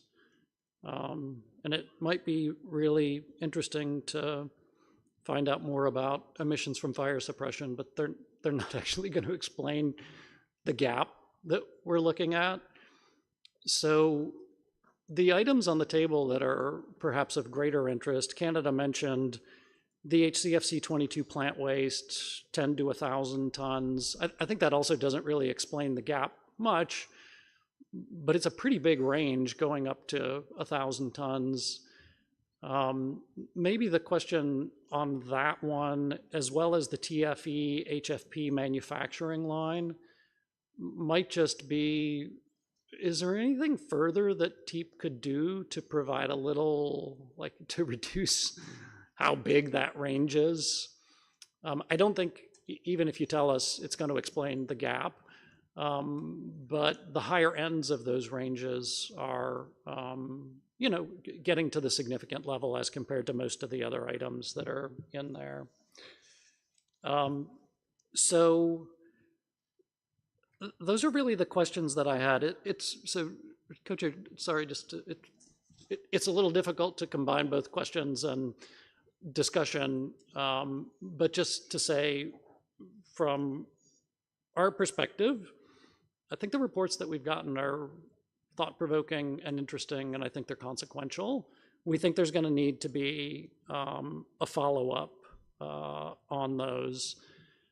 I'm going to hold my specific comments on the next agenda item until then, so the forms, I'm going to not delve into that. But specifically on this issue, we do see the need for a draft decision to have some further follow-up work. The reason I was asking those framing questions on how big is this is I think the answer is it's quite big and consequential to the climate system. So I think this is an issue that merits further attention by the parties, given how large the deviation is and given how large the associated climate forcing is. I think in the end, we all share a common goal to achieve a reduction in emissions, so the atmosphere is not seeing such an increase over time that it currently is. But I think what we would like to do is, I think by this evening, we hope to have the text for a draft decision. Stating it very generally, we think there probably needs to be an additional request to parties on information sharing, data collection, reporting. We probably need to request parties to make sure they're doing the work they need to implement their obligations. And then I think there's some very, specific follow-ups for SAP and TEEP that I think we would also like to see. Not a completely new report, but I think it's more a specific supplemental to answer some of the very particular questions that have been raised here, because I think we have quite a good report in front of us. So, Mr. Co-Chair, I would beg your indulgence. We wanted to listen to SAP and TEEP present before we put forward a draft decision. I think we've now been informed by what we've heard from them.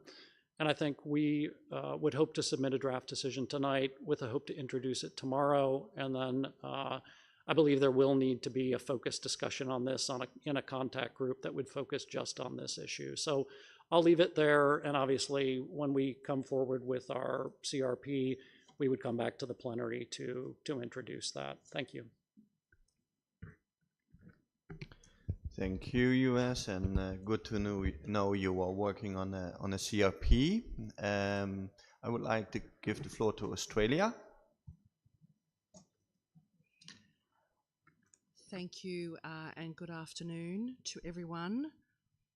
Firstly, we would like to thank the Ozone Secretariat for their preparations for this meeting, which have been extensive. We would like to thank the co-chairs for guiding us this week, and we wish you luck. Timing is already out the window for this session, but that's okay. And we would also like to note our very warm welcome to Bangkok, both by its people, its weather, and its food.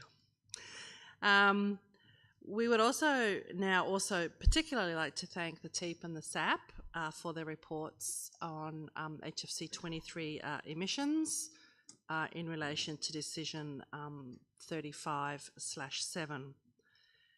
The SAP report does provide some good news, and this was emphasised in its presentation to us this morning, that the global mean abundances, atmospheric abundances of HFC 23 only increased by 1.13 parts per trillion, which is down from the 1.2 parts per trillion observed during previous years 2016 to 2020. So that is some good news.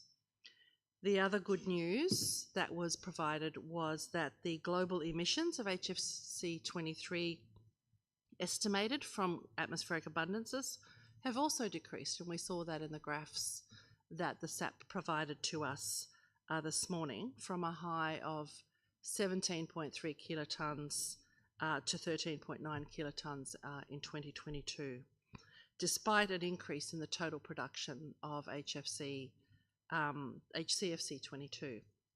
However, as the SAP has indicated, and I think some parties have commented, we are also concerned about the very wide gap that has been identified in emissions estimated from global abundances and the emissions reported by parties, which cannot be explained by any of the usual mechanisms. We also note that new reporting of HFC 23 emissions in eastern China indicates significantly higher emissions than its officially reported emissions, and that they could account for up to half the gap seen by scientists and expressed in the report that's before us at this meeting. The TEEP report also highlights the significant gap between HFC 23 generated, which was being estimated using standard production rates from HCFC 22 production, and reported production of less than 1,000 metric tonnes in 2022. TEEP estimates HFC 23 emissions from known emission sources to be around 1,500 to 3,500 tonnes per year in the period 2020 to 2024. But in comparison, the SAP estimates global HFC emissions of nearly 14,000 tonnes based on atmospheric observations. So there are gaps in numbers from the TEEP and the SAP that are actually too great to be put down to missing errors, missing data, or unknown sources, as has been explained by the TEEP. The TEEP notes that possibly some improvements in reporting under Form 6 might reduce some of these gaps. It also notes that perhaps some guidance on how reporting of 23 production and emissions should be provided. This seems like a reasonable suggestion. And the SAP also notes that some recent studies on 23 emissions in China, which should provide impetus for it to dig deeper into the reporting from some of its facilities in its eastern regions.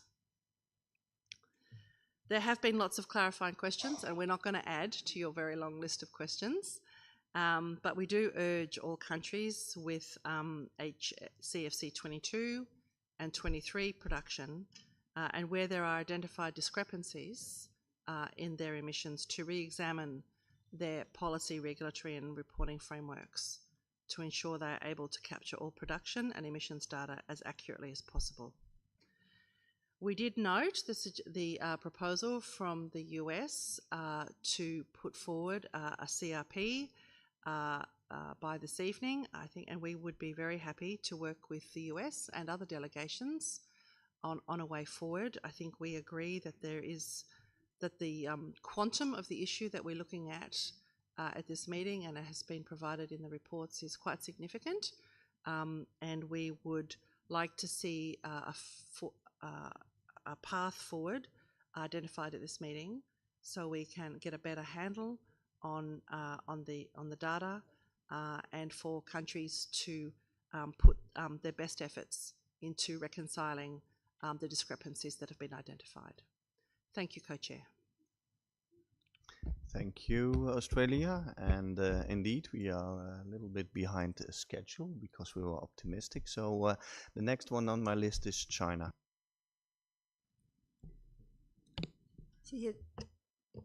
Thank you, Mr. Co-Chair. On behalf of the Chinese delegation, I wish to thank the Ozone Secretariat and the Executive Secretary for their meticulous arrangement of this meeting. We thank the hard work of the co-chairs. Meanwhile, I wish to thank the Thai government for the hospitality. Wish to thank SAP and TEEP for their continuous research in the framework of the COP on the atmospheric monitoring and emissions of HFC 23, as well as for their drafting of relevant reports, which provide important information to the parties. On both reports and presentation and discussion, China wishes to share some of our views. To begin with, the SAP description of China's situation, we note that the SAP report contains an extensive description of China's HFC 23 situation, accompanied by multi-year trend charts and comparative analysis of monitoring data from multiple locations, while the data presentation for other countries is more generalized and simplified, which is understandable as China accounts for a significant share of global production of HCFC 22, HFCs, and other fluorochemicals. It is only natural that China's HFC 23 generation and emissions are higher than those of others. If there is a gap between atmospheric monitoring results and ground-based reported data, it is also understandable that a large part of this gap would come from China. Yet, regrettably, we see that the SAP report appears to include inappropriate assessment and subjective assumptions for a scientific report. The report states that the volume and timing of China's reported destruction happen to align with the gap between global atmospheric monitoring results and ground-based reported data, and it is repeatedly refers to unreported HFC 23 emissions from China. We wish to ask SAP, is SAP suggesting that the global data discrepancy is caused by China? Does turning a global issue into a domestic problem of China mean that the issue is resolved? Does the so-called reference to unreported data imply that China is knowingly withholding information? We believe that this is not what SAP intends to convey. However, many of the COP participants are not scientific researchers with expertise. They are often administrators or diplomats. We are concerned that after reading SAP's description, it might easily lead them to draw biased conclusions.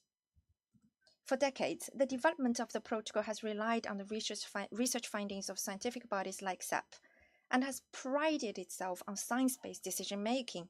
We hope that the SAP and other scientific institutions will maintain their scientific authority and neutrality and refrain from making premature and suggestive statements. To gain a more comprehensive understanding of global HFC 23 emissions, national data reporting, and the extent and changes in gaps, we recommend that SAP conduct the research on other parties producing byproduct HFC 23 using the same methods applied to China's HFC emissions, thereby further enhancing the report. Back to the HFC 23 discrepancy research itself. We have noted that in the SAP and TIP report, there are still many unclarities in HFC emissions that require further research. China is very attentive to the discrepancies in the HFC 23 emission data. On the basis of careful study of the SAP and TIP reports, and in conjunction with the research by domestic research institutes, we would like to share some of our views with the parties. In our opinion, there are two important aspects about the reasons for the discrepancy that have not yet been well answered. To begin with, on emission sources and real HFC 23 generation and emissions. First, the emission mechanism of HFC 23 as a byproduct from HCFC 22 is still unclear.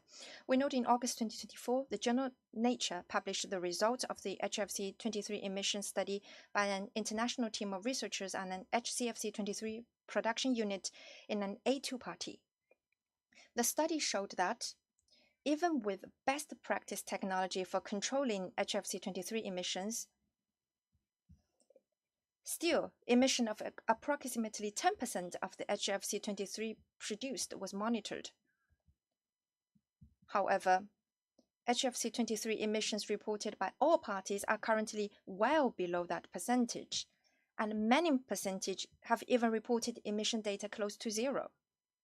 Some preliminary studies by Chinese institutions show that there are fugitive emissions in the production process of HCFC 22 that are technically difficult to collect and accurately measure. It does seem that we are still unable to fully identify the mechanism of HFC 23 emissions, and the study of the real emissions of HFC 23 as byproduct of HCFC 22 is still in the exploratory stage. Second, have sources other than HCFC 22 been scientifically identified, and what's their emission ratio? Both the TIP and SAP reports clearly indicate the presence of HFC 23 sources beyond HCFC 22 production. These include production processes of HFCs, PFCs, PTFE, and HFP, which all generate HFC 23 as a byproduct. According to IPCC, the default byproduct ratio of HFC 23 from fluorochemical production and transformation process is 4.4%. However, for various reasons, the TEEP report did not adopt this ratio. It is important to recognize that both the IPCC guidelines and the TEEP report are based on certain assumptions and specific methodologies, meaning that significant margins of error cannot be ruled out. With a global fluorochemical production volume of at least several million tons, and with the continued growth in the production of fluoropolymers such as PTFE and HFP, even small amounts of uncontained HFC 23 leakage from each facility, though lower than 4.4 per thousand, can still emit substantial volume into the atmosphere. Now, on the problems of discrepancies in the reported data, we noted that both the SAP and TEEP reports indicate a significant gap between the total HFC 23 emissions reported by parties and the corresponding atmospheric inversion results.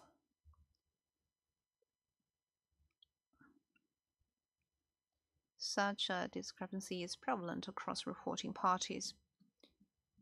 According to HFC 23 emission data published by the Secretariat, annual fluctuations in reported data are common, with some reaching substantial levels. In some cases, differences in absolute values are as high as 100-fold. In fact, due to adjustments in calculation methodologies in recent years, reported data from China has also shown significant variance. The ambiguity in estimation methods arise from the limited understanding of HFC 23 emissions, restricted reporting and monitoring capacities, as well as the technical challenges in measuring fugitive emissions. China believes that these are common challenges faced by the parties. To quantify the exact discrepancy between reported and actual emissions across nations remain a challenge. Consequently, while reported data can serve as a reference for SAP and TEEP studies, it would be unscientific to use these figures as exact data for evaluating emission differences. Since the SAP report highlighted HFC 23 emission data discrepancies in 2022, MOP and working group meetings have conducted multiple discussions. SAP and TEEP have continued to supplement their research upon request. TEEP has nearly exhausted all known information to analyze and predict, yet have not presented the clear explanations we seek. A significant part of this uncertainty is due to the current limitations of scientific knowledge and our understanding, which have not yet reached the level to provide a clear explanation. It's also because the existing technological capacity, particularly among developing country parties, remains significantly lacking. For example, how to sum initial ideas and wishes. We actually need to further improve. We have some ideas to share with you. We also are going to submit a CRP to share with parties in discussions in the contact group. We have made a lot of efforts in reducing HFC 23 emissions, and we are happy to exchange ideas with interested parties. We're not going to elaborate here. Thank you very much, Mr. Chair.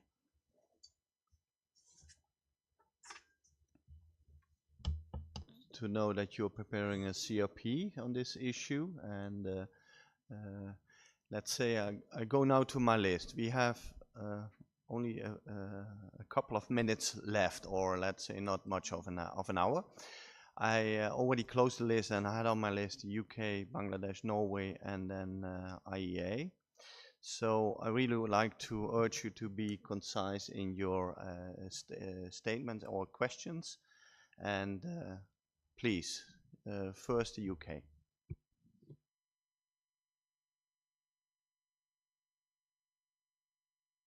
Everyone. As this is the first time that this delegation is taking the floor, we would like to take the opportunity to thank the Secretariat for organising the meeting the government of Thailand for hosting us, and to the people of China for their warm welcome.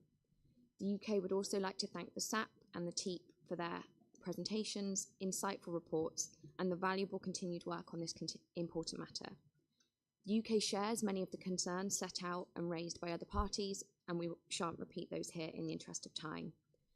Just to note that whilst the most recent data shows that there's been some reduction in the global HFC 23 emissions, estimated from measured atmospheric abundances, the gap remains greater than expected, and these discrepancies remain significant. This issue therefore remains of great concern for this party. We note the proposal from the US and China to put forward CRPs on this matter, and we would welcome this and the opportunity for further work and discussion with parties to support further action on this important matter. Thank you. Thank you by being so concise. Then Bangladesh. Thank you, co-chairs, and good afternoon, colleagues. At the outset, let my delegation convey our sincere appreciation to the Ozone Secretariat and the Government of Thailand for providing excellent arrangements and hospitality for our meetings today and the following days. And I also take the opportunity to congratulate SAP and TEEP for their good work. So I had several questions, but that have been already raised by the previous distinguished speakers. So I will not repeat those questions that I wanted to put forward. But we understand that in terms of the difference that we are seeing, it is understandable, and I feel that in terms of the top-down and bottom-up approach, there might be some differences. But the point is that we have to reduce the differences. If you see that SAP report, the difference started growing since 2014, and it reached a very peak in 2019, and then it reduced to some extent, but still there are differences according to 2022 estimation. So so collectively we should try to reduce this gap in terms of atmosphere derived and reporting based assessments. And at the same time, we also see that there are some large differences between TEEP and SAP estimates of global HFC 23 estimations. So I feel that the two bodies need to work together in a very coherent and synergistic manner so that the difference might be reduced in the coming days. And in the reports, they have also mentioned some uncertainty and some other technical related issues that need to be clarified further in their future deliberations. And they also mentioned particularly TEEP has mentioned about the improvement of our reporting process, and they said that we may think of or consider refinement to the data form 6. So I feel that we should discuss how to improve our reporting process and reporting formats. At the same time, we also feel the need of having some extension of our assessment through atmosphere assessment through the observatory centers, so that we can cover the remaining regions and countries that has been left out under our existing estimations. So we feel that since time is not on our hand, so I will be very brief, that we need to improve our process as we move along to the next course of action. And I sincerely appreciate all of you for the hard work and dedication. Thank you very much. Thank you, Bangladesh. And then the last party on my list, as I closed the session earlier, is Norway. Thank you, Co-Chair. We are very pleased to be back in Bangkok and are very thankful for the warm hospitality of the people of Thailand. We would like to thank the Secretariat for organizing the meeting and the successful workshop yesterday. We want to thank particularly the SAP and the TIP for providing us with those reports. It's a very useful piece of work, despite the lack of information available that would have been very valuable to increase further our understanding of the issue. We do not have any specific question to the expert panels, but would like to share some views. We are quite encouraged to see the positive signs of reduction in atmospheric concentration levels of HFC-23 since the peak year in 2019. This makes us believe that regulations that have been put in place by countries that recently ratified Kigali will help decreasing emissions further. We will follow with interest to see if the reduction trends will be confirmed in the future, and would also like to point out that, as previous experience have shown us, ensuring a proper enforcement of regulation is also key to maintain compliance. Still, we have concerns regarding the huge discrepancies between the estimates provided by the SAP and the TIP. This is assuming large emissions of HFC-23 are taking place, and we are looking forward to further discuss this matter in a contact group. Before closing my intervention, we would also like to shed some light on the consumption of HFC-23 in refrigeration, fire protection, semiconductor and electronic manufacturing. Although emission estimates from those uses are much lower compared to the emissions arising from the production of fluorinated substances, we consider that any emissions that can be avoided are not negligible in terms of contribution to global warming. And we would like to encourage all parties to consider the benefits that could be achieved by giving priority and addressing this specific consumption when elaborating their national plans for phasing down HFCs. Thank you, Co-Chair. Thank you. I overlooked one party and I closed the list. That was Saudi Arabia. So you have the floor, and then we have to see how much time we have left. So we are really running close. So please, can you be concise?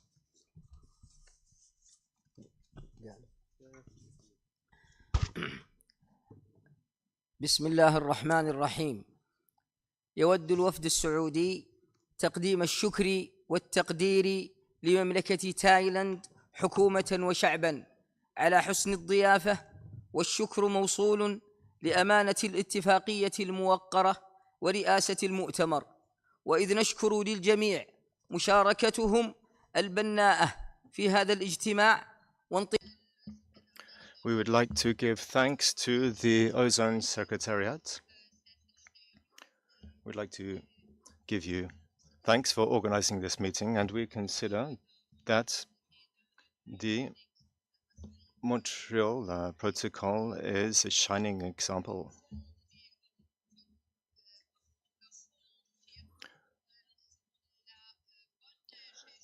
We would also like to underscore the fact that the scientific and panels have done a great work in the publication of their report.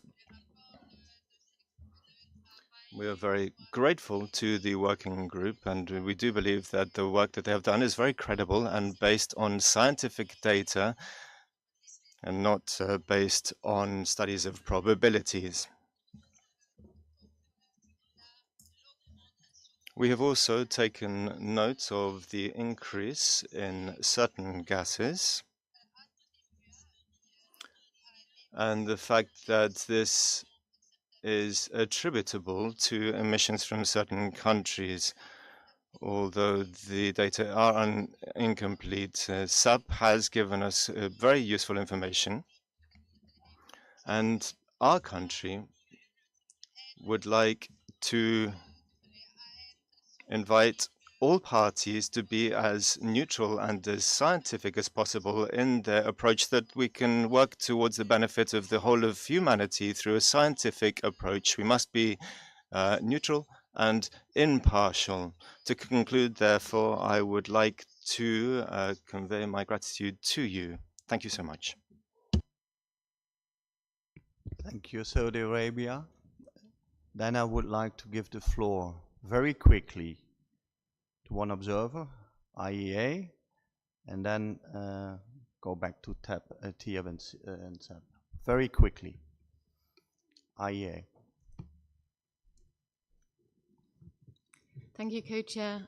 The Environmental Investigation Agency would like to thank the Ozone Secretariat for the organisation of the meeting, and the Government of Thailand and the people of Bangkok for their warm welcome. EIA also thanks the SAP and TEEP for their updated reports on emissions of HFC 23. As we have heard, these reached a record high of 17,300 tonnes in 2019, which is equivalent to emissions of more than 250 million tonnes of carbon dioxide. These are dangerous levels of greenhouse gas emissions in the midst of a climate crisis. Moreover, these emissions can be easily avoided through abatement technologies at relatively low cost. The efforts of the TEEP to link the emissions measured in the atmosphere to sources on the ground are being hampered by a lack of data, seemingly due to industry confidentiality and a plethora of monitoring and reporting problems. We are disappointed that no parties submitted information to assist the panels in making their assessments. What is clear is that we don't know exactly what is happening. We are lacking even basic data on fluoropolymer production that could enable the TEEP to make a comprehensive bottom-up emissions estimate. If we don't know what expected emissions are, how do we know the full extent of unexpected emissions, and how can we assess compliance?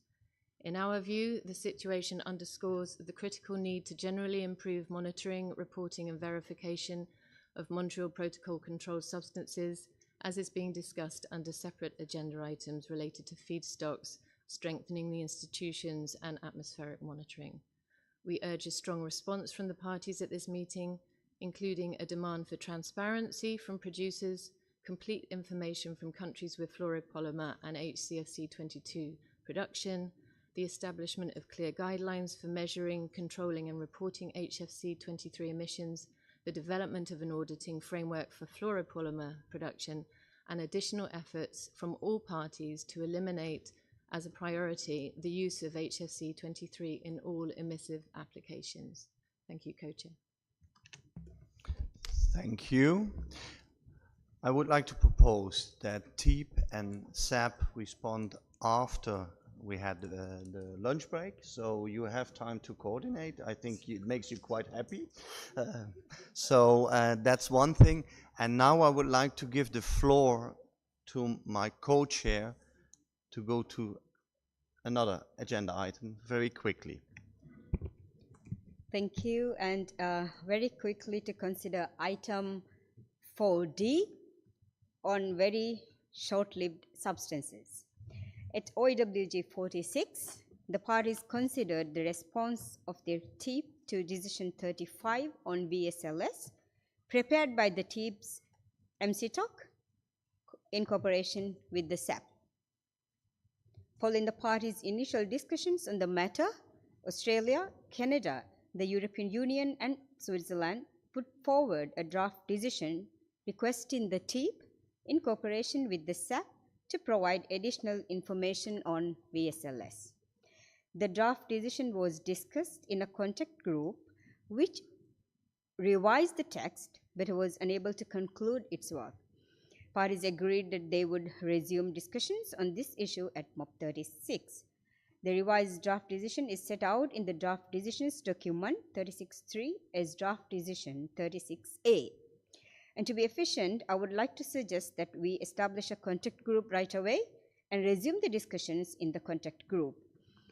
I will now open the floor to see if there are any delegates who have interventions to make in the plenary on this agenda item.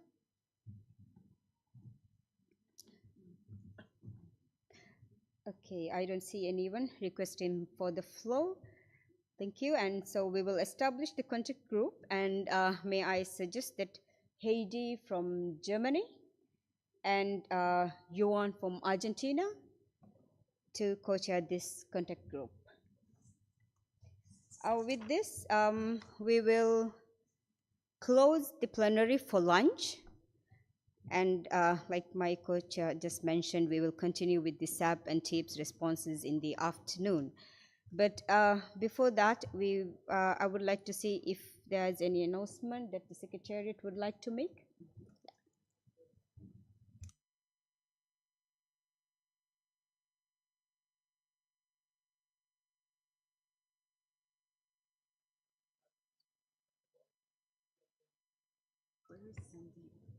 Okay, before Secretary takes the floor, I would also like to inform that, as announced earlier, the Budget Committee will have its first meeting from 1:45 to 2:45 at the Asia Pacific foyer on the ground floor, and the contact group on VSL will meet over the lunch break.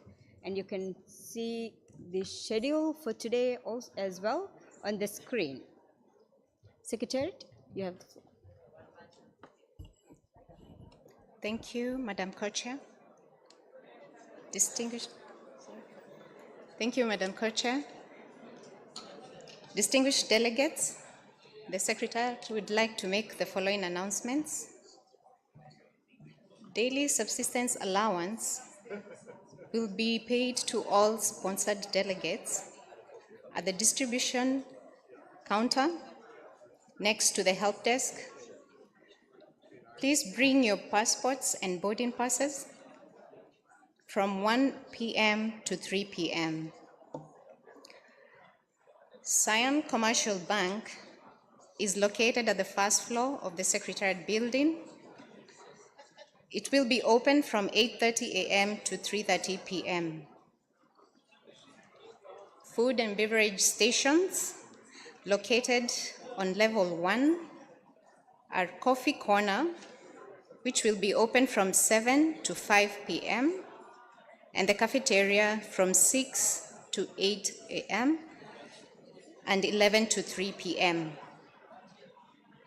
Additional food and beverage stations are Rajapwek Lounge, located on the ground floor, and will be open from 7 to 5 p.m., and the One Tambon One Product, which will be open from 9 a.m. to 3 p.m.